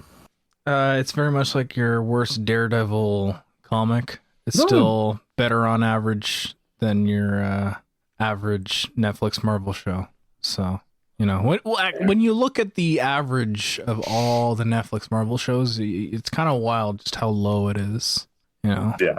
I think its highs are better than season 1, and I think I prefer it because of that. And normally I'm not a high highs over low lows guy. Typically I'm more about consistency, but I think in a 13 episode season, high highs matter more for me. I don't know. I think it's a fine season. I just don't know if it's a fine Daredevil season. Okay. Yeah. I think it's also like, because you have to see it in like relation to all the Marvel Netflix series now too. So it just kind of feels like the payoff too. That's right. Because which is going to be really funny for Salt. I'm so happy that doesn't apply for me right now. I keep mentioning this in the group chat, but it's like it's so funny that like a lot of the big takeaways from this season, you're either getting them resolved in Punisher season 1 or Defenders. And we're not watching Punisher season 1, as far as I can tell, and Salt's not watching Defenders. So for Salt, all the hand stuff ends here. Yeah, episode 13. That's when all that stuff ends. I think he's for a Salt. happier man. And I don't have Salt. to watch Defenders. That's 8 hours of my life I can spend doing whatever. You get to watch Andor instead. You can watch this season again. Okay. Yeah. Half of it. You know, this is a bit of my like metatextual reading, right? But like the one of the final shots of this season, and I said one of the final shots of this season is Elektra going into that weird bio coffin and then closing the lid. And it has this like metatextual impact for me because they put so much good work into production and props, and it's so clearly like a cheap styrofoam prop. And it's like, oh, like that's the perfect like foreshadowing for what Defenders will be. Like this is them. They're like, oh crap, we need to build this huge cistern. Let's bring out the plaster of Paris. That's so Not funny. even though it's styrofoam and it looks so bad. They went to Comic-Con and borrowed one of the fans carrying one around. Hell yeah. We'll give you money for this. I do have one tiny final note, and constantly throughout the season, like as much as this whole episode I've been saying Karen is a bad person on some level, I do wish she got to be worse. I think it did pull some punches with her, but I do love her storyline. I still just I crave superhero writers understanding that women can be terrible and also be awesome. And that's it. Yeah. Well, they remember that with Karen. I don't think they remember that with the Lecter here. Foggy. Oh, the awesome part. Okay. I wish. Yes, the awesome part. Foggy. Man, I wish Foggy got more. Foggy felt very underserved by this season, in my opinion. You know, maybe I'm just too much of a Foggy head. You know, maybe I just love Foggy too much. But we're the Foggy heads out there. Here. We're the Foggy heads. We're the foghorns at. You know. Yeah. Shouts to all the fog. Honk honk. Okay, honk for Foggy. I have a random lore question. Is there any connection between Foggy Nelson and Fogwell's gym? No. That's so confusing. God damn Well, it. it's because. Well, here's the thing. Foggy Nelson is Irish, and Fogwell is also Irish. Yeah, Okay. I've known a lot of Fog Irish is- people, and I've never met anyone named Fog or Foggy. You've never Fogwell. met a Fogwell? No. I searched up Fogwell, just saw Fogwell, and the first result is an obstetrician / gynecologist in Dallas, Texas, called Ted E. Fogwell. Damn. So, what a name. Yeah, I wonder if he's Irish. Huh. We should get him on a But then Daredevil everything episode. Ask his everything opinions after on the that Irish is, representation. Fogwell's gym. Yeah, can we get an OBGYN, GYN on Midnight Grappler Animals? Yeah. All right, is that it for season 2? I think hope it so. is. That's a wrap. So Hell yeah. right. our wonderful listeners, thank you for making it here. I don't know the actual amount of time we took on season 1, but I think we took just as long on season 2. So you're welcome. You're welcome. That's a few commutes for you. Mwah. Thank you so much for listening and being here with us. If you want to support us, first rate and review. That's great. Give us a good one. Give us 5 stars, and then be constructive in the writing portion of it. That's all we ask. That'd be cool. Yeah, at least 2,000 words. At least. I don't even think there's enough characters. I think the character limit would not allow for that. But that'd be cool. Do it across multiple reviews. Get multiple 5-star reviews. Yeah, we know you have multiple Google accounts. We know you need to back up your information. We know. So just do it on all of them. I met a person the other day who has 7 Twitter accounts, and that was insane to me. Oh. You met Elon Musk? Yeah. Well, maybe I should go tell that person to rate us on all 7 of those accounts. On all 7. It'd be great. Speaking of, follow us on Bluesky. Super, super cool if you did that. And join the Discord. Discord is very fun. We're palling around on there about different things, and it's fun. It's a fun time. If you want to talk to us, if you want to give us any criticism in a more private way, you can email us at midnightgrappleranimals@gmail.com. Feel free, send us stuff through there, or if you want to, whatever, send us a comic that way. Send us a movie that way. Yeah. That's cool. Send us an email. It's weird. Send us a zine. Why not? Yeah. Let's do it. Also, we talked about covering Born Again, and we are doing that weekly, every week. Mondays, our side podcast Hornography posts, and it's very fun. We're having a fun time. Me, Salt, Lan, and some guests. We had one guest this week. We have a special guest next week, or I guess it would have been last Monday by the time this came out. So check it out though. But to do that, you gotta go to patreon.com/midnightgrappleranimals and give us $5. Please use your browser. Don't use the Patreon app if you use an iPhone or whatever. And yeah, $5 gets you a ton of bonus episodes though. We recorded a B-side actually before we did this. Along with we have our comic book draft thing that eventually we will put the second episode, and we will eventually record the third one one day, and just a ton of bonus content for $5. It's super fun, a lot of fun conversations. And then the lower tiers will get you episodes sooner, and they give you voting abilities when we do another vote one day. I guess that's Tastemaker's grab bag now. Who wants to go first? I'll go first because my leg is cramping. Oh God. Be stronger. I've been trying. Bananas. That's Tastemaker's grab bag. Eat bananas. Yeah, eat bananas. Wash your face with distilled water. Make sure you get up at 4:30 in the morning and spend a whole minute just to open a door. Yeah, we're gonna need 10,000 of those. Yeah, please. I love bits that won't age well. Beyond the week. Didn't know what we were. I knew what Lan was referencing, unfortunately. Until Salt said the 10,000. That was the point. I understood it, which is insane of my brain to do. Yeah, we love crazy bits related to memes that have a shelf life of like 1 week like max. 10 minutes. It's gonna be so funny. This episode is gonna hit the public feed, and by that point, the guy with the really insane regimen that involves like rubbing a banana on his face, that'll have been way out of the zeitgeist by the time this episode comes out. That's hilarious. So my first, God, this cramp is killing me. My first recommendation is Black Bag, the new Steven Soderbergh film. It's good. It's really good. It's good.